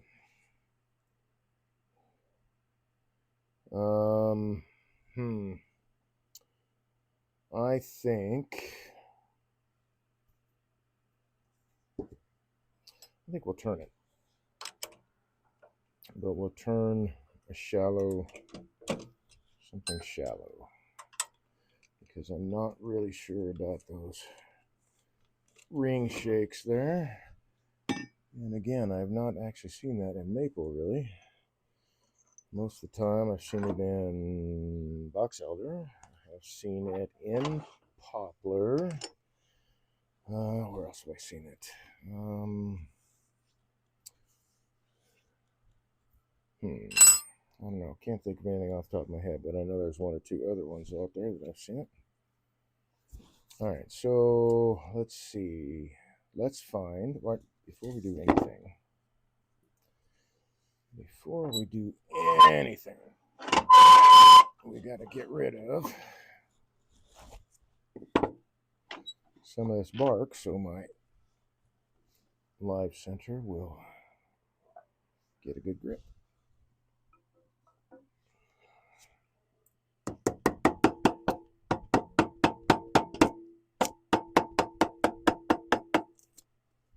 I want to get down to bare wood instead of this spongy bark and cambium layer stuff. I want a really, really good hold.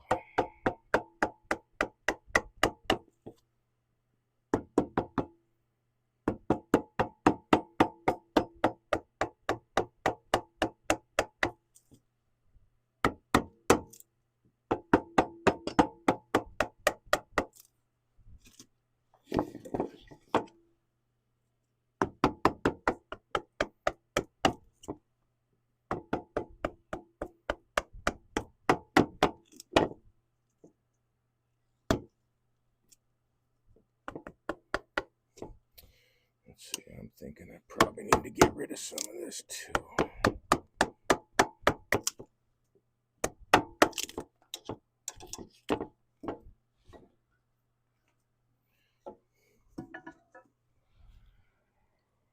All right. Okay, question of the day. Where do we start? Answers? Anyone? Anyone? Where are we going to start? Anyone? Bueller? Bueller? No? Nobody? Nobody. Okay, we're going to start on the balance point.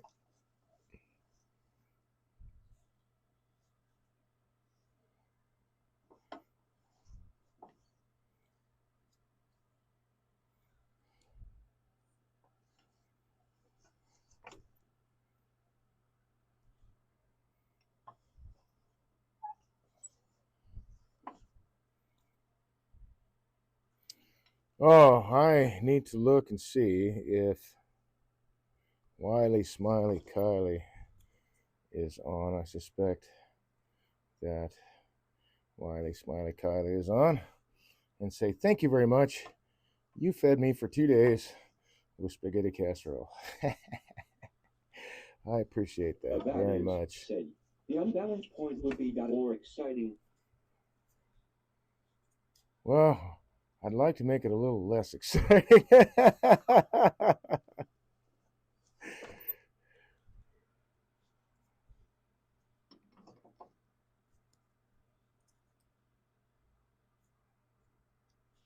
Okay, we're there. Values said PL.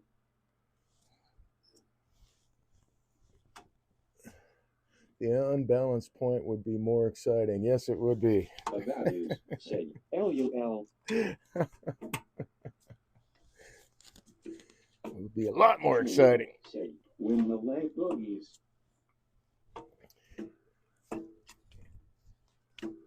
Yeah, maybe we could create a video where there's a lathe dancing across the floor with disco music. Okay, that's going to clear. That's going to clear. So everything's going to clear. The banjo.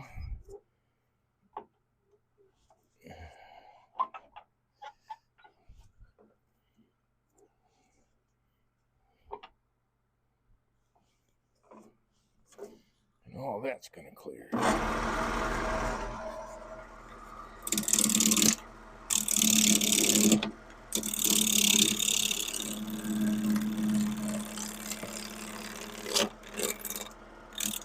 Waiting for that mark to come off.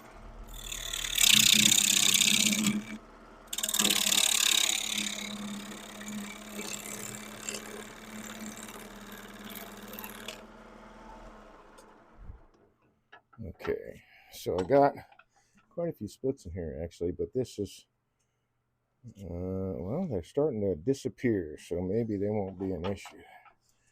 I'm really more worried about these ring shakes.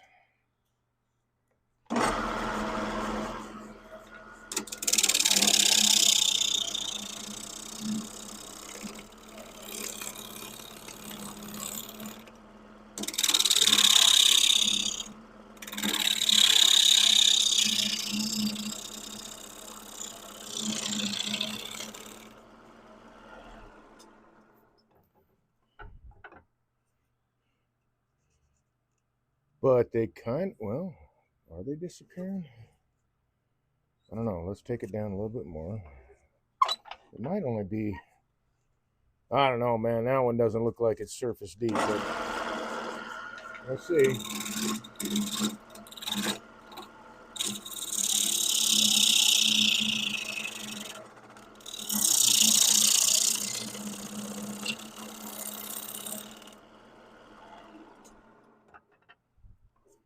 Okay, we're finally about round. So it shows up a little bit in here. So I think that it was just starting to spread apart on the outside because the outside was drying more. So let's take a look at, well, so all those splits look like they have gone. So I can make a shallow vessel with this.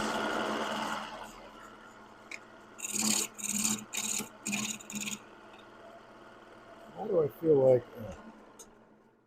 like my tool rest is too high? Because it is.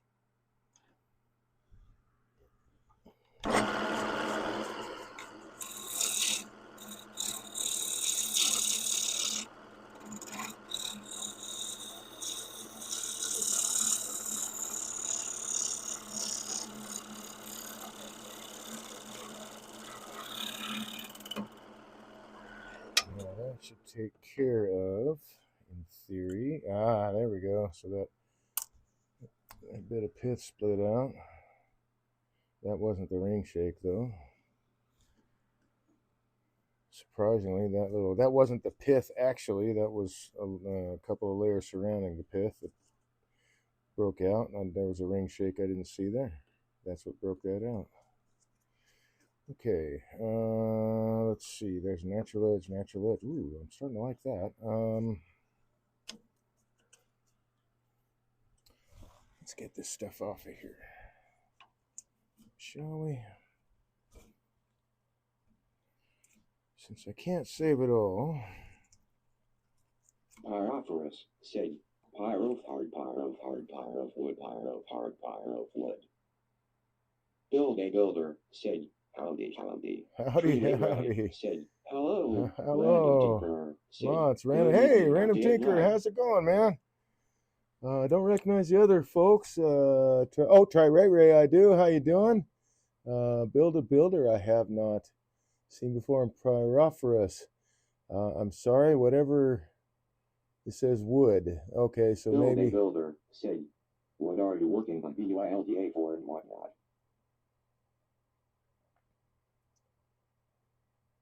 There we go. I've got a piece of maple here, and it has, the first time I've seen in maple, ring shakes. So instead of turning a deeper bowl, I'm turning a shallower vessel to avoid those. So nice. MP Cyclops said, hopper bean, easy, Y1 high. Values said, how do you build a builder and latest? I'm listening to this speech chat, and it's trying to speak out the emoji stuff, so it's kind of amusing. All right, get rid of that guy. Yep, that's just going to come right off. So we'll just take it off now. BUILDA4 drink BUILDA4 and whatnot BUILDA4 drink BUILDA4 and whatnot. That's it, man. Make that speech chat robot say weird shit, man. It's awesome. Sorry for what? I think it's kind of funny. It's trying to put words to emojis and those pictograms. I think it's hilarious. Okay, so oh man, and this is like this grew really, really slow. These rings are really, really close. So this is. So you get the after effects. Fair enough. My son has done that too, as fundraiser stuff.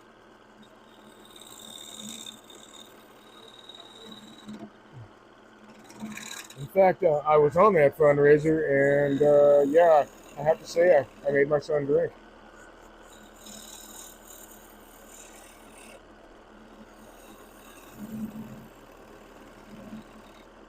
For a good cause.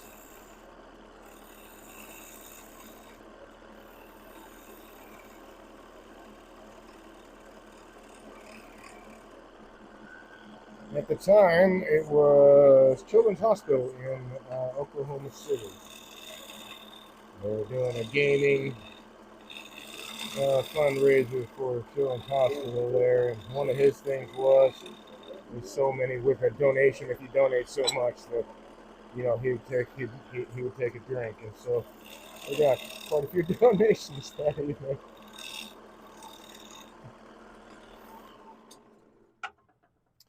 All right, so I'm not worrying about the foot right now. What I want to see, okay, so that ring check actually does still exist. So I'm going to assume that this one that was in here does too. I still can't tell if that's a split or not, but that one is. So I'm gonna take the surface of this down a little bit. In fact, I think I'll do that right now.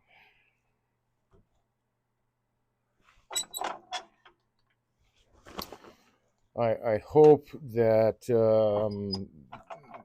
as I'm going through and telling y'all, teaching and whatnot, that you get the understanding that I'm not trying to go for the biggest piece. I'm trying to go for the best piece that I can get out of whatever timber I have. And that's cleaned up. Okay, so I think I got rid of those splits there by just bringing this ring down. I got to head out. Have a great stream. Hey, thanks, and thanks for stopping by, man. Don't fall over. All right. of that is, said. Later I built a builder. Clean this up. This has got some really fine grain to it.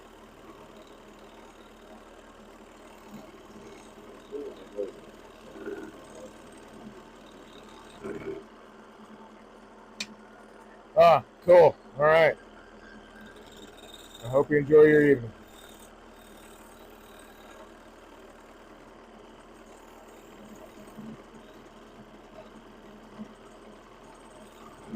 I guess this also might be a good time to mention that I may not be streaming tomorrow night. I may wind up canceling broadcast because I just have to make some final preparations for my trip to see my daughter.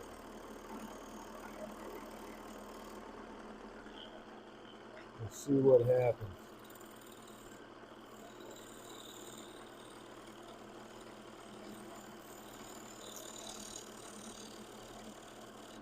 There we go. And hopefully if the notification stuff works as it's supposed to,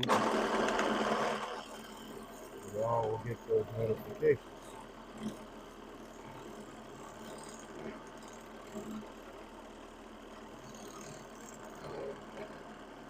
So this was seasoned wood. So I can sand it immediately.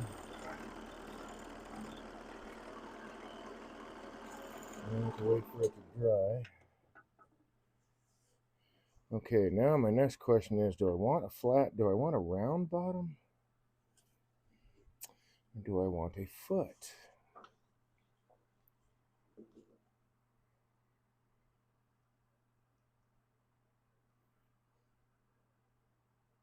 I think for this particular piece,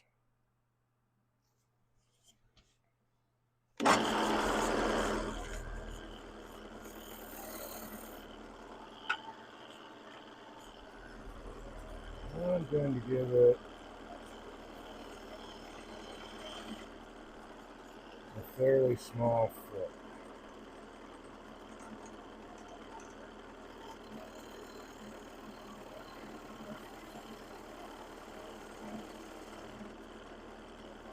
So now it's cut there. I'm going against the grain, against the lay of the fibers, but now I'm not.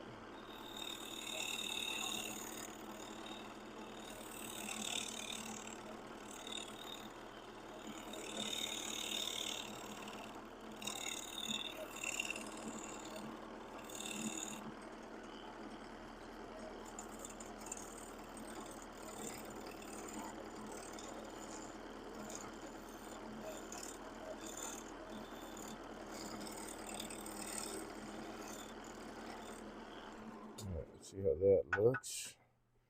Not bad, ready for sanding. And then I'll have these two voids.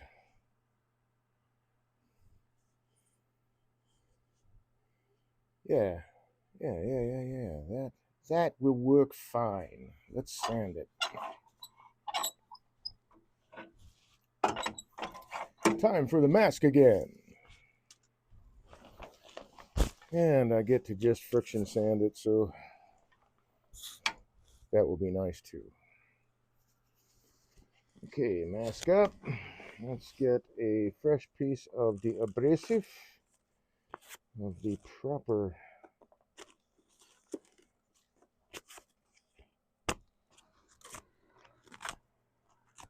grit.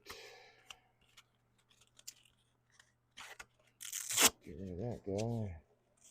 I'll check you out later.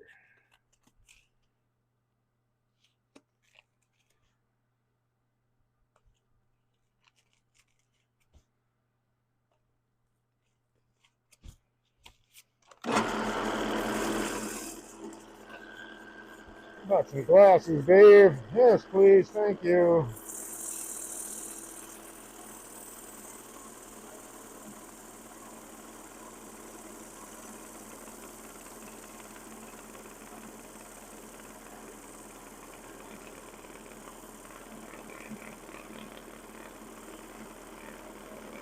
using light pressure. I'm sanding air here on the ends. I'm not trying to jam this thing into the wood because it's only making contact roughly half the time.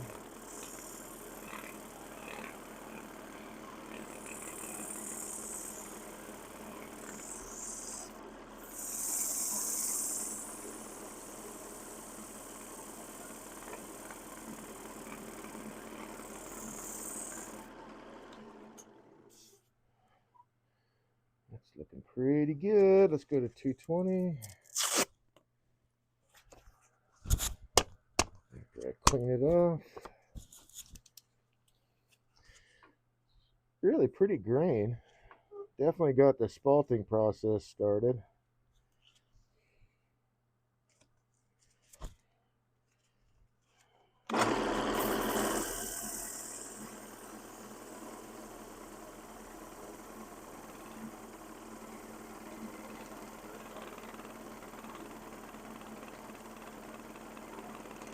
So again, I'm not using a heavy hand. I'm cutting a lot of air. So I can making contact there, no contact, contact, no contact. So about half the time, it's only touching the abrasive only about half the time.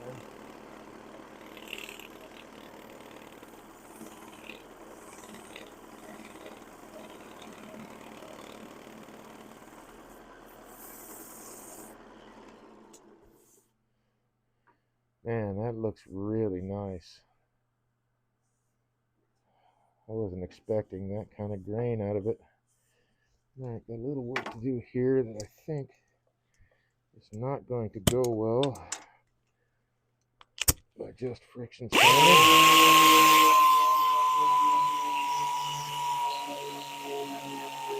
Oops, I need to start the compressor again.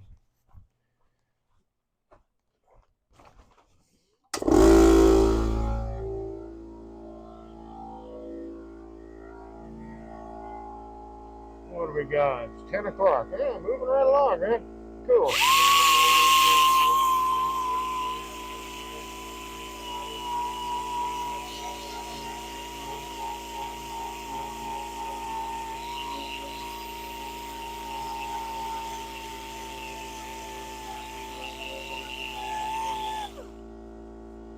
Well, that's some hardwood, and that's some worn out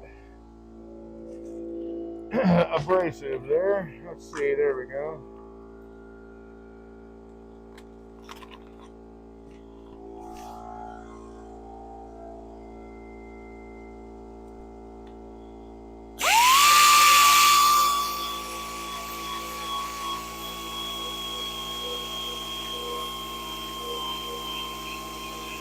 So I'm sanding in a way that the disc is rotating from bottom to top on the left-hand side. The grain support is down here at the bottom, so I'm sanding from smallest diameter to largest, where the paper comes around going uphill. So if there is grain support, ready sanding.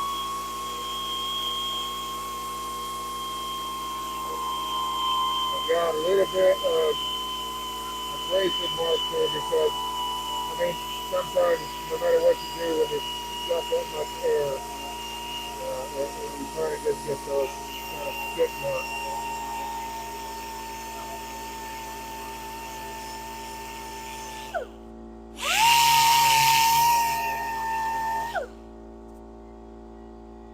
It looks like it was just in that area, so as this was coming around,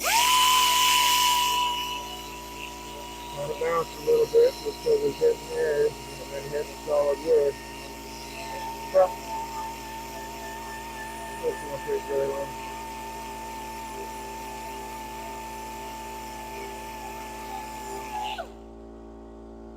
And nothing happening over here, no skip marks or anything, so let's try this again.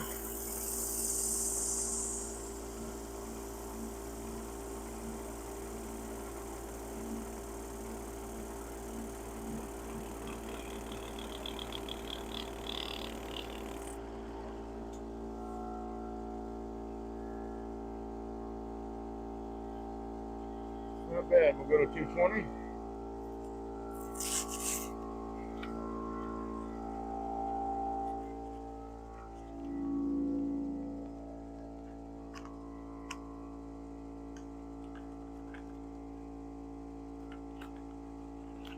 Come on out of there.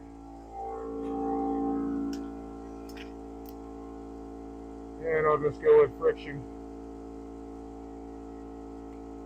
first.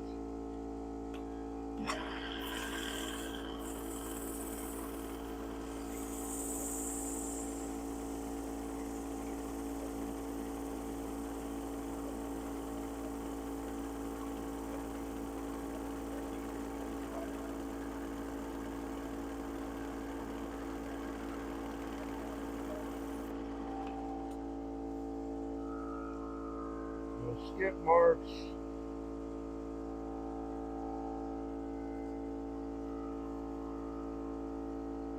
And no skip marks. All right, that's done. Then we're done there. I can shut off my compressor again.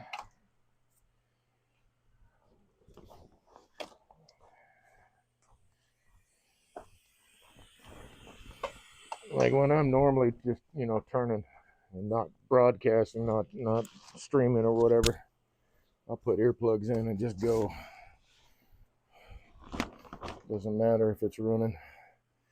Okay, so that's should be a good enough hold in the chuck. It's a really, really nice surface. I'm happy with that.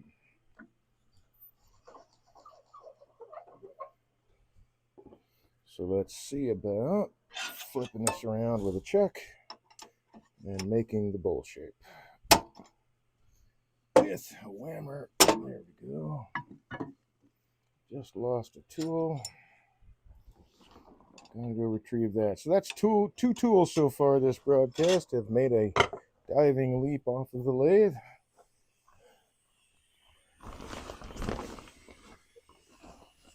Oh, make that 3. Didn't realize my skew had gone down there too. So we'll put that away. Don't need that.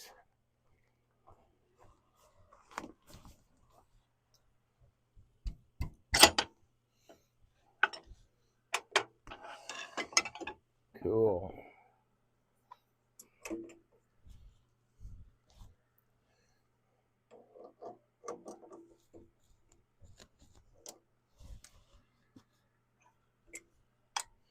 That's so much nicer than beating a lathe, man. So much nicer.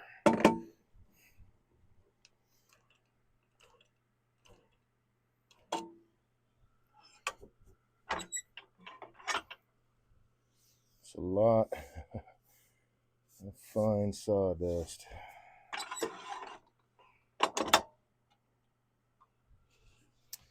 Okay, need the Allen wrench.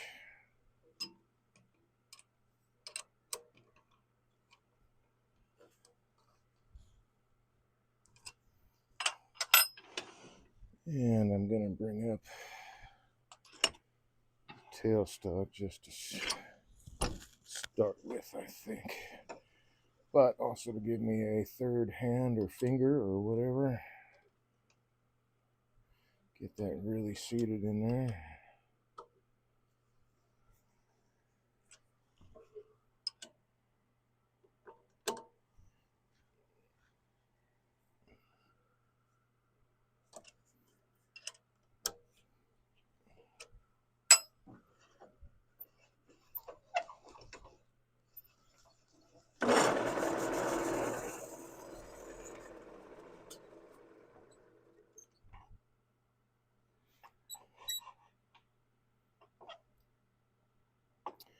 And I'm going to do my best to take advantage of these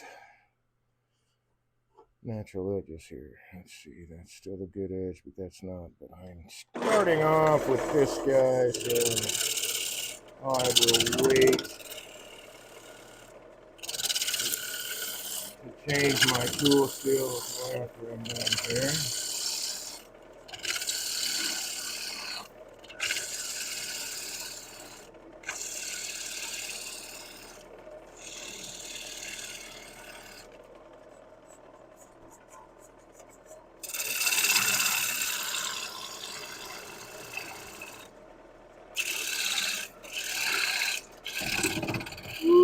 doggy.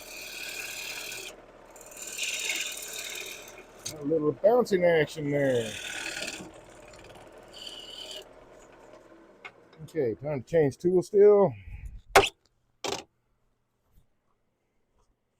Already have it sharpened and ready to go.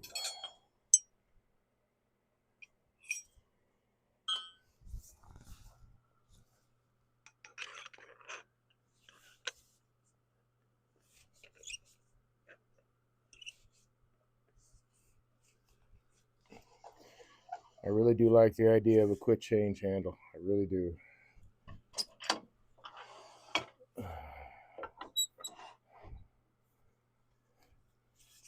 Less handles to carry around.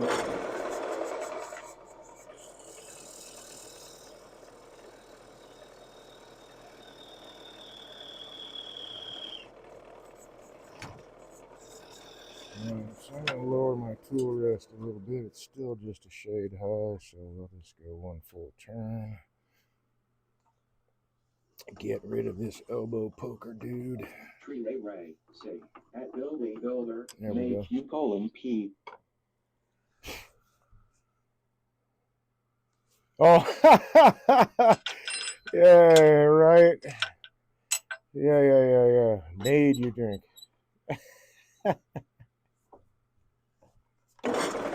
Hey, man. Maybe it was.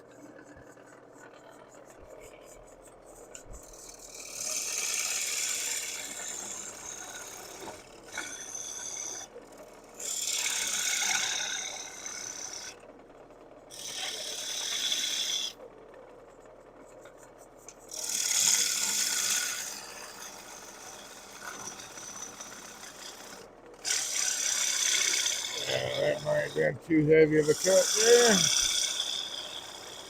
Working on it all right, though. I'm going to eyeball the wall thickness here.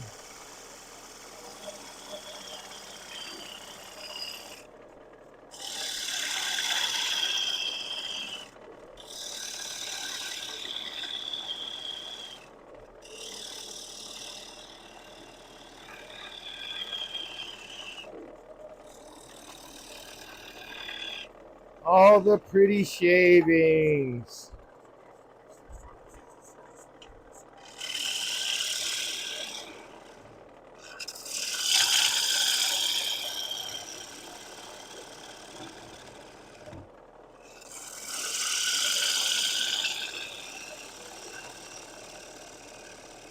Alright, so let's take a look at this dude. I'm a little thick in the bottom, I can see.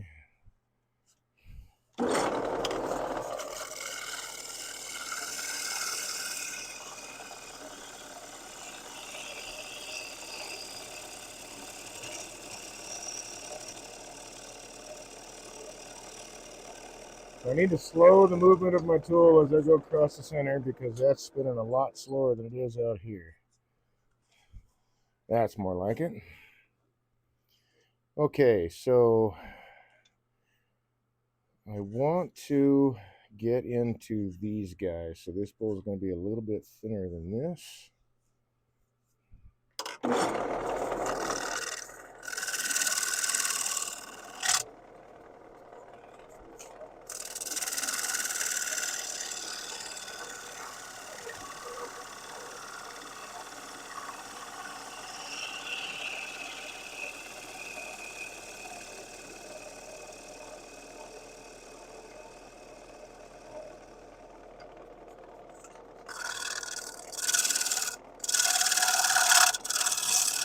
Come on now.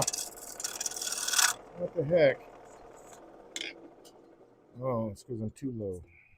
Now I'm too low. There we go.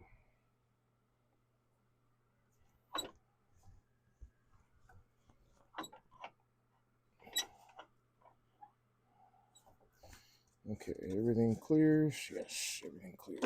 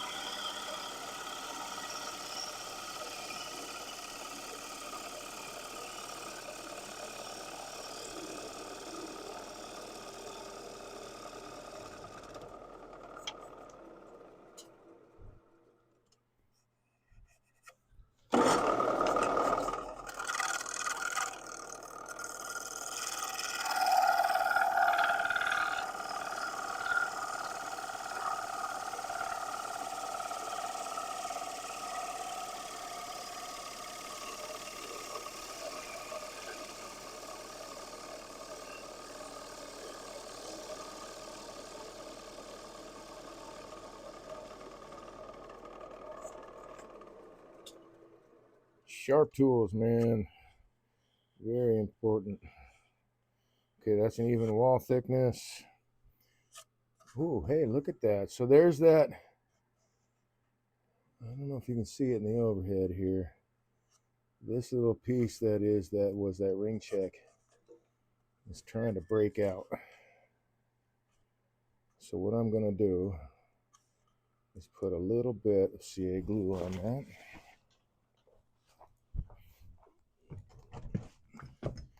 Use some thin CA glue because it's trying to push its way out of there.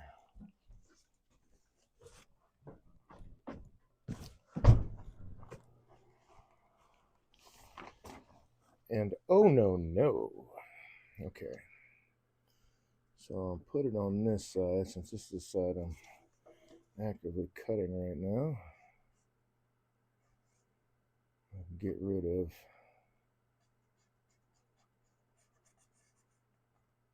any kind of glue marks here.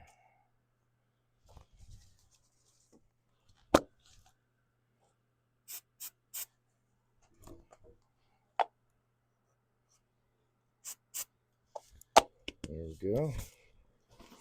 And I will just set these aside in case it happens to the other side. That was where that ring check hopped over to another ring, went down, and then hopped back.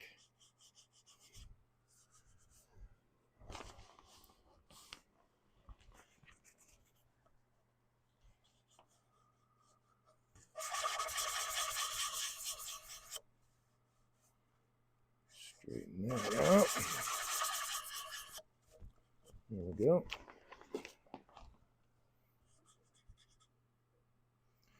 Okay, so I've got a very even wall thickness going through. I want to do a couple of things. So I'm going to grab my spindle gouge, and I guess I'm going back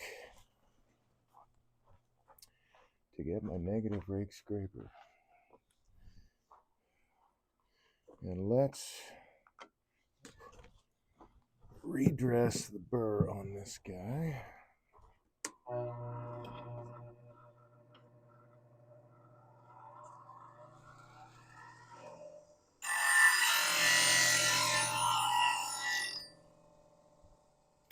Something like that.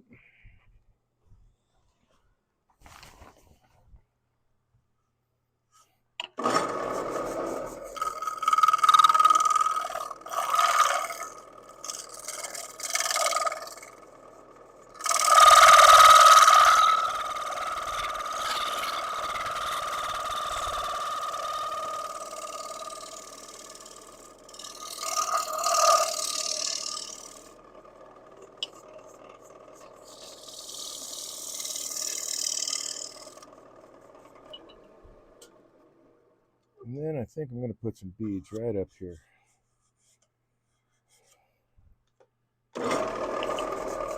I've got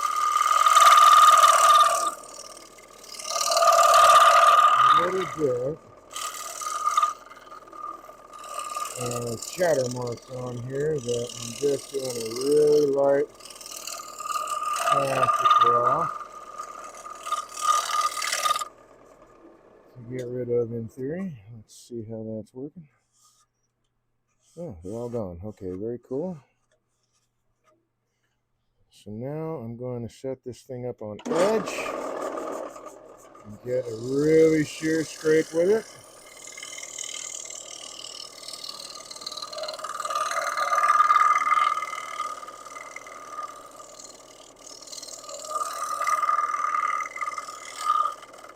Again, very, very light touch. Pulling off really thin shavings. Yeah, it looks pretty good. All right, so I'm going to roll some beads up on here now. And hopefully this piece will stay in.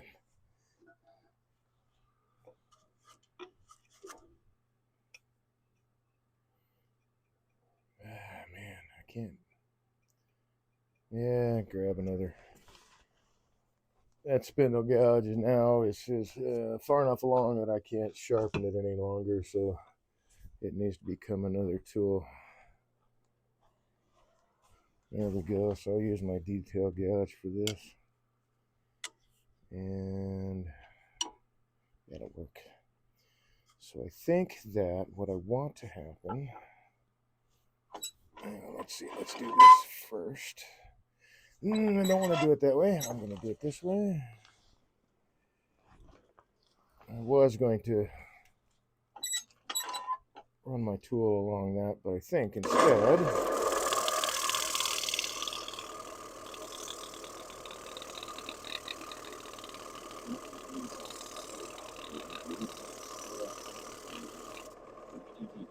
I'll round it off that way. There we go. Math equals Twitch.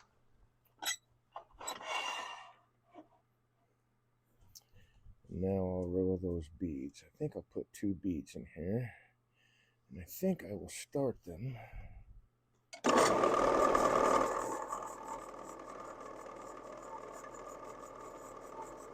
right about here.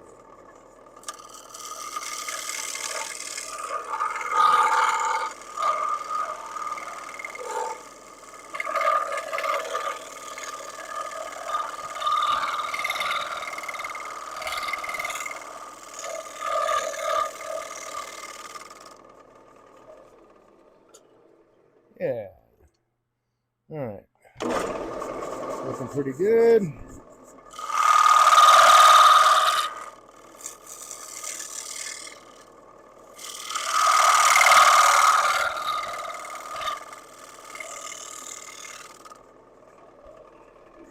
Clean them up just a bit.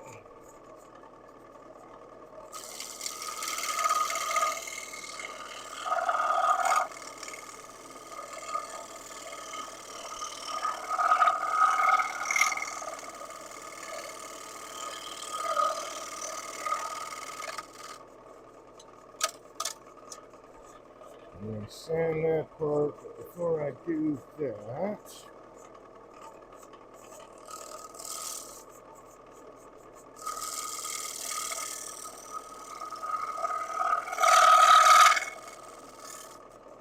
we go.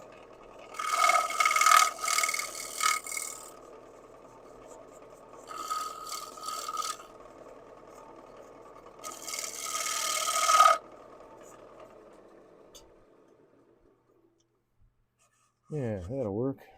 And I can finish sanding this.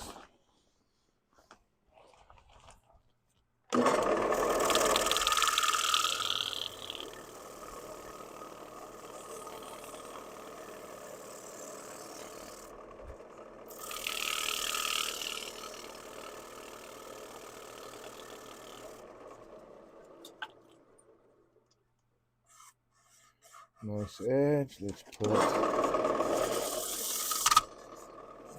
Let's see. I think I'll have to sand that with my hand.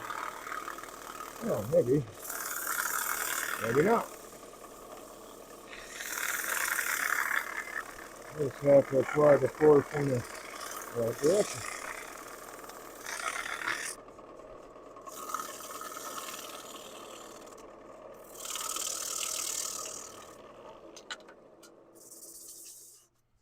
Okay, so we got our natural edges. I can clean off that cambium layer later. Get rid of all that stuff. Got some beads for some detail in there, which I'm going to clean out with a brush. I'm assuming I've got a brush handy. That would be a metal one. We don't want a metal one.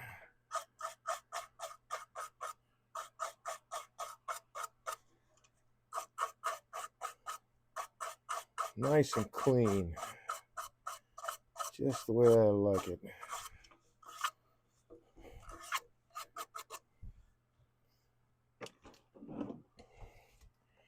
Alright, so I'm going to do a little bit more right here. I have to be really careful because I'm caught in the air.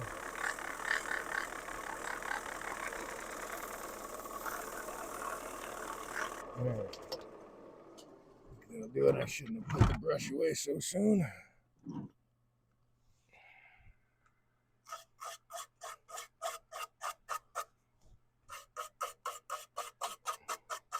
there we have it. So now I just need to reverse it. I have just the glue block for the job. And we'll finish off that foot. Oh my goodness. Still looking at. I can sand that actually. Let's see. I can wire brush that off. I'm going to wire brush that off. Actually, it's on there pretty good, but yeah, I'm going to wire brush that off.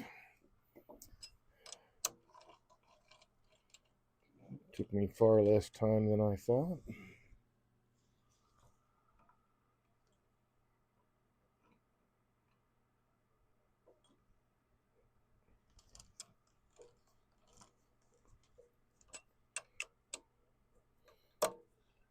So I'm just using one of my currently unattached glue blocks in the chuck to hold this dude in place.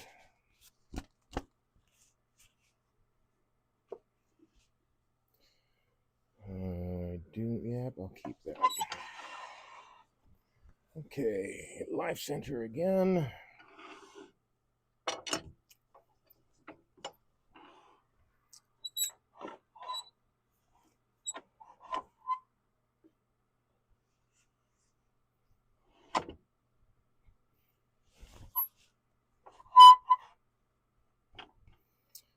That should be good enough.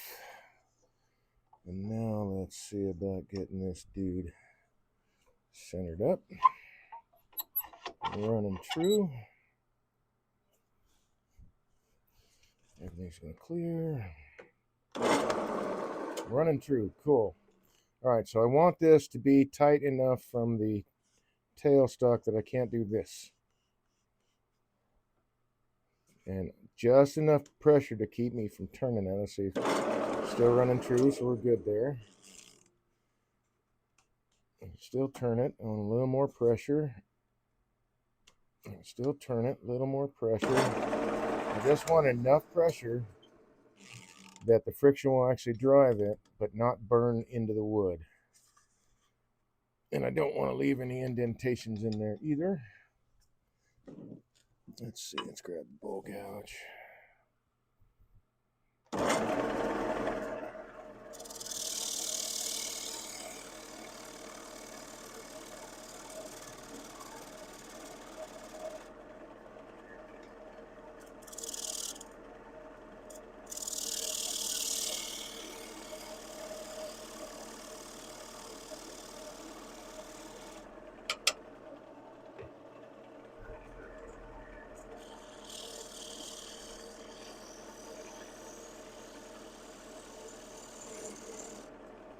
Jesus, I'm just being lazy. All right, hold on a second. I'm going to swap out my collet for a 3/8 collet so I can use my 3/8 actual, not the detail gouge, but the spindle gouge.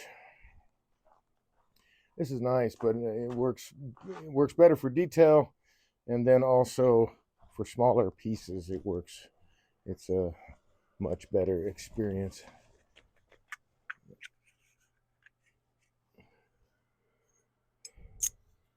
I don't want to run into troubles there.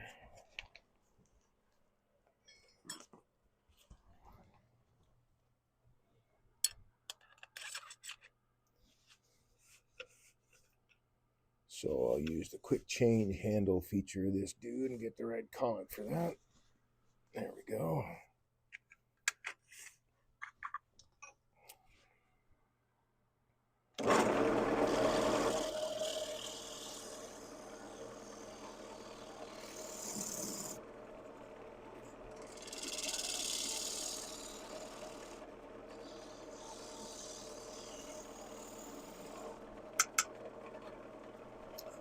And then let's add a little bit of detail right there.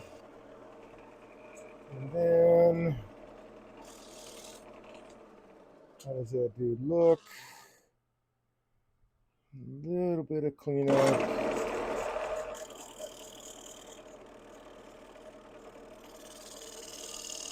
Right there.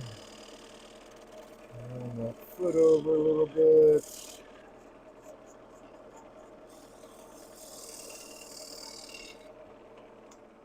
we are. Concave. Yes, we are. So we'll sit on the outer rim there.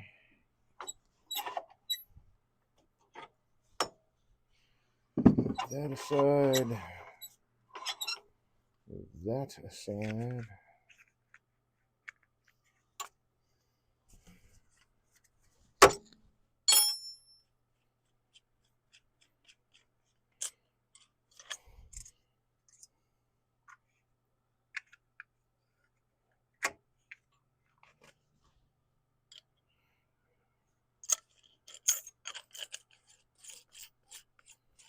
And swap the handle again.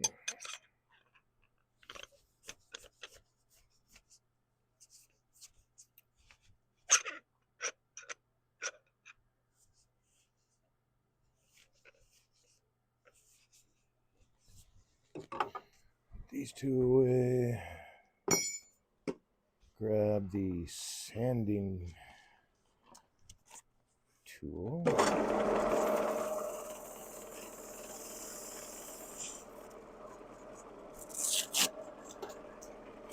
Better yet, do this part by hand.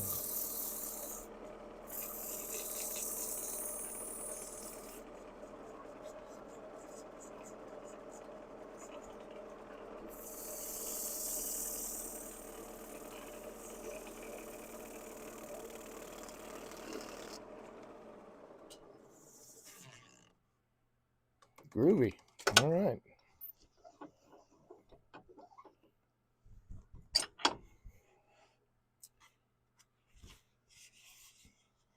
Yeah, got a little bit, not much though. That'll, I think if I put the sander on that, I can get rid of that burnish. There's a little bit of burnish in there, which is what I was trying to avoid. But it's not terrible, so let's turn on the compressor.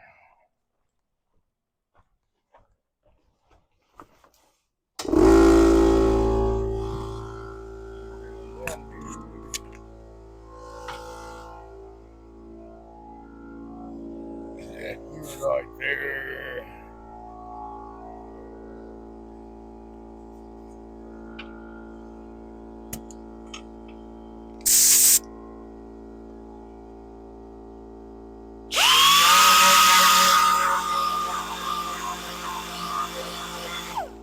Oh yeah, took it right out. So, but again, that's why you don't want to put a lot of pressure on it.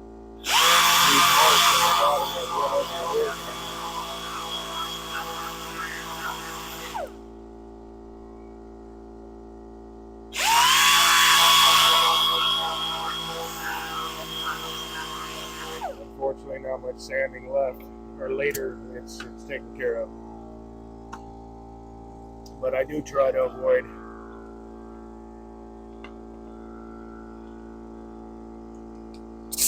having those marks entirely.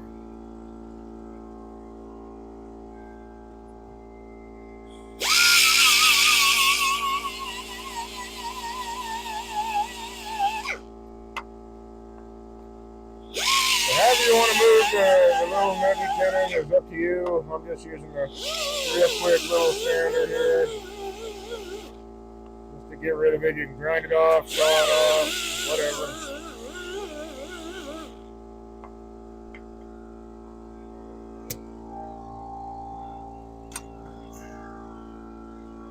Not trying to say my way is the right way. It's just the way I do things.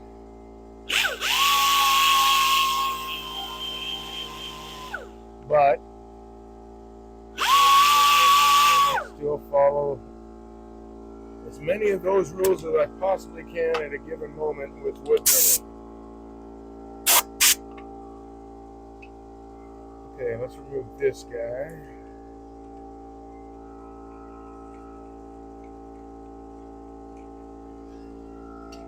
You over there.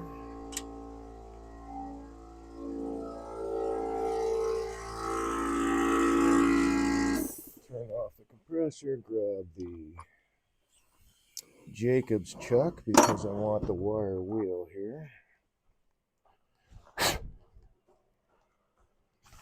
That's going to go in there in a moment. First things first. Get rid of that light for a second, and I need to run this engraver really quick.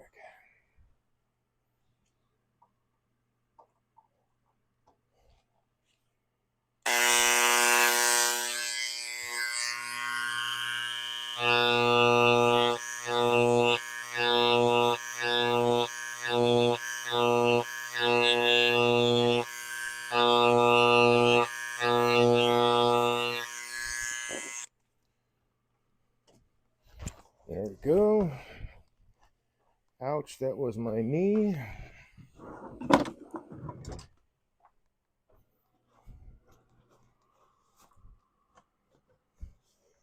Okay. So now I'm going to pull out a little wire brush here. Wire wheel, rather. And we'll use... no, let's use the big guy.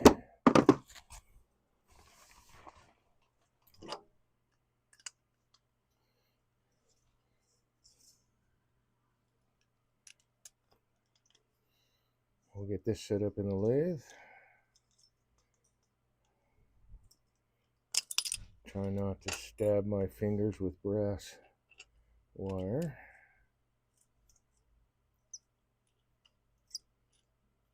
What's the deal here? Okay.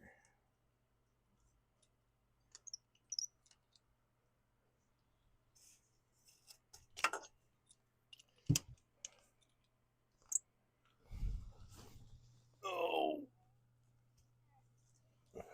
Oops, I dropped it.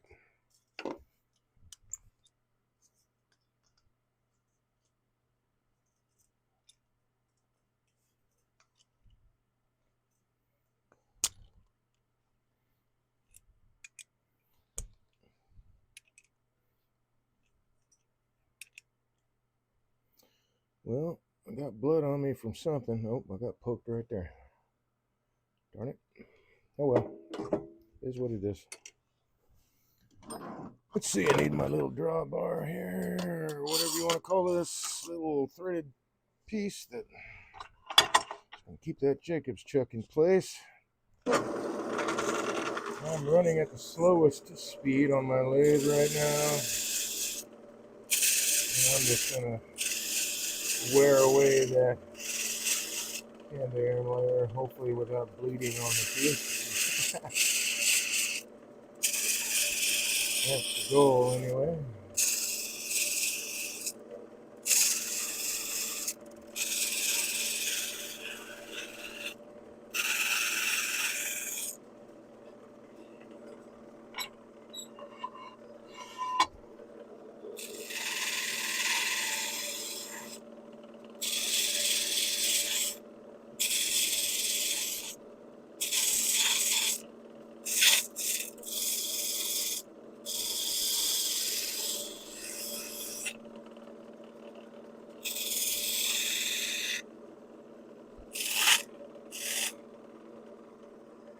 Tra-la-la.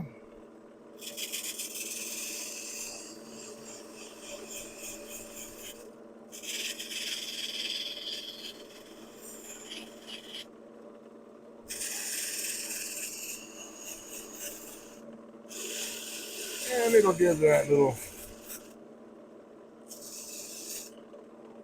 natural edge a little texture. Which it probably would have had anyway if I could have removed the bar completely without trying to gouge the surface with a chisel.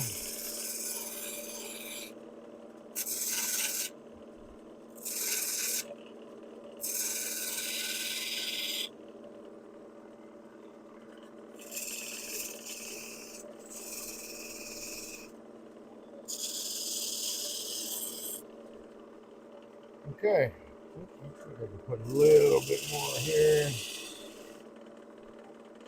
That looks good. Maybe a little more here. There we go. All right, done deal. It's another done piece. I can put finish on it now, since this is seasoned wood.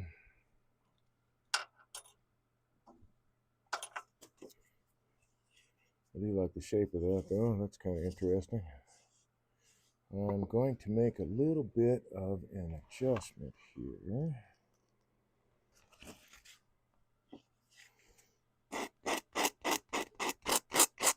Get rid of some of that very sharp edge.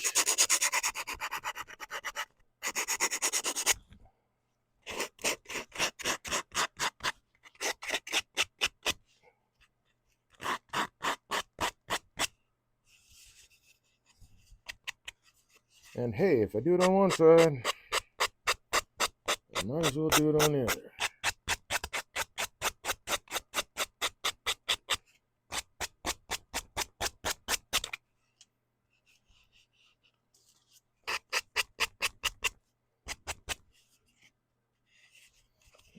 Still a little bit right there.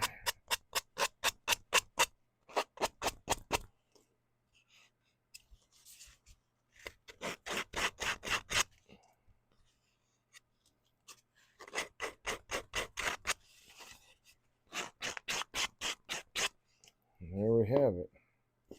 I like the grain in this. It's so very tight. This raise not. Oh, I see I must have hit my camera there. So the grain it's very close grained. It grew very slowly, this piece of maple.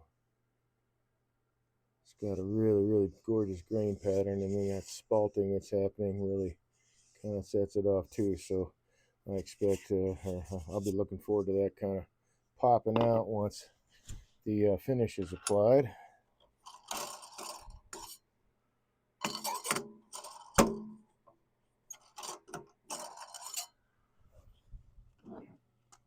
Now I can put this stuff away.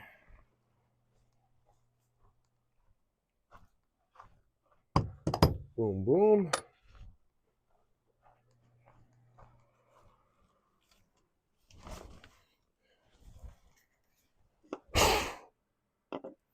Alrighty.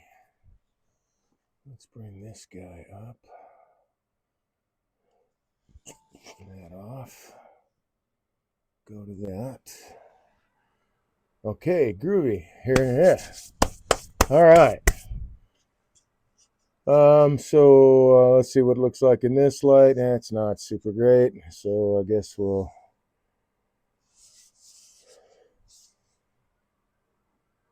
I don't know. The light is washing out the grain. It is a lighter colored piece, but I'll have to put some finish on it, and then I'll bring it back to show it to you.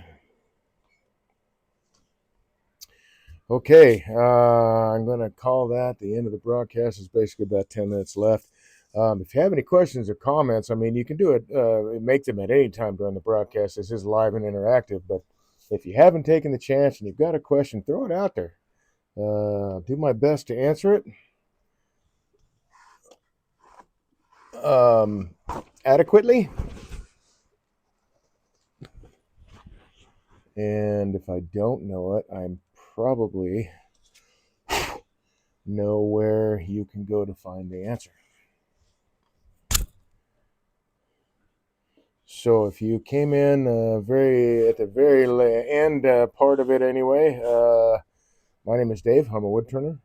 I started this channel to become a better teacher and a better demonstrator, better turner. I'm always practicing. I want to be the best turner I can possibly be. I'm not looking to be the best turner in the world. I don't even know if that's possible, but I do want to be the best turner I can be.